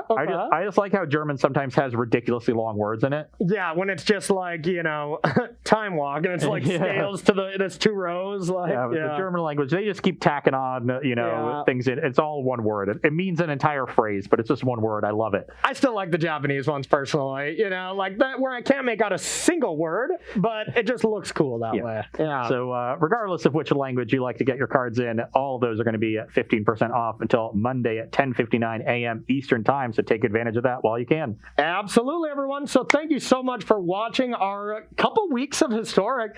Pretty fun, we had a good time. There was some cool stuff going on. We're going to see the pros and their Historic decks this weekend. That's going to do it for us for Historic. But next week, we're gonna get into some more fun stuff, and hopefully some Strixhaven cards here nice and early on Tuesday and possibly Thursday. So that's it for us. So for Corey, Ross, and Rob, we'll see you Tuesday at 1 p.m. Eastern time. Bye-bye.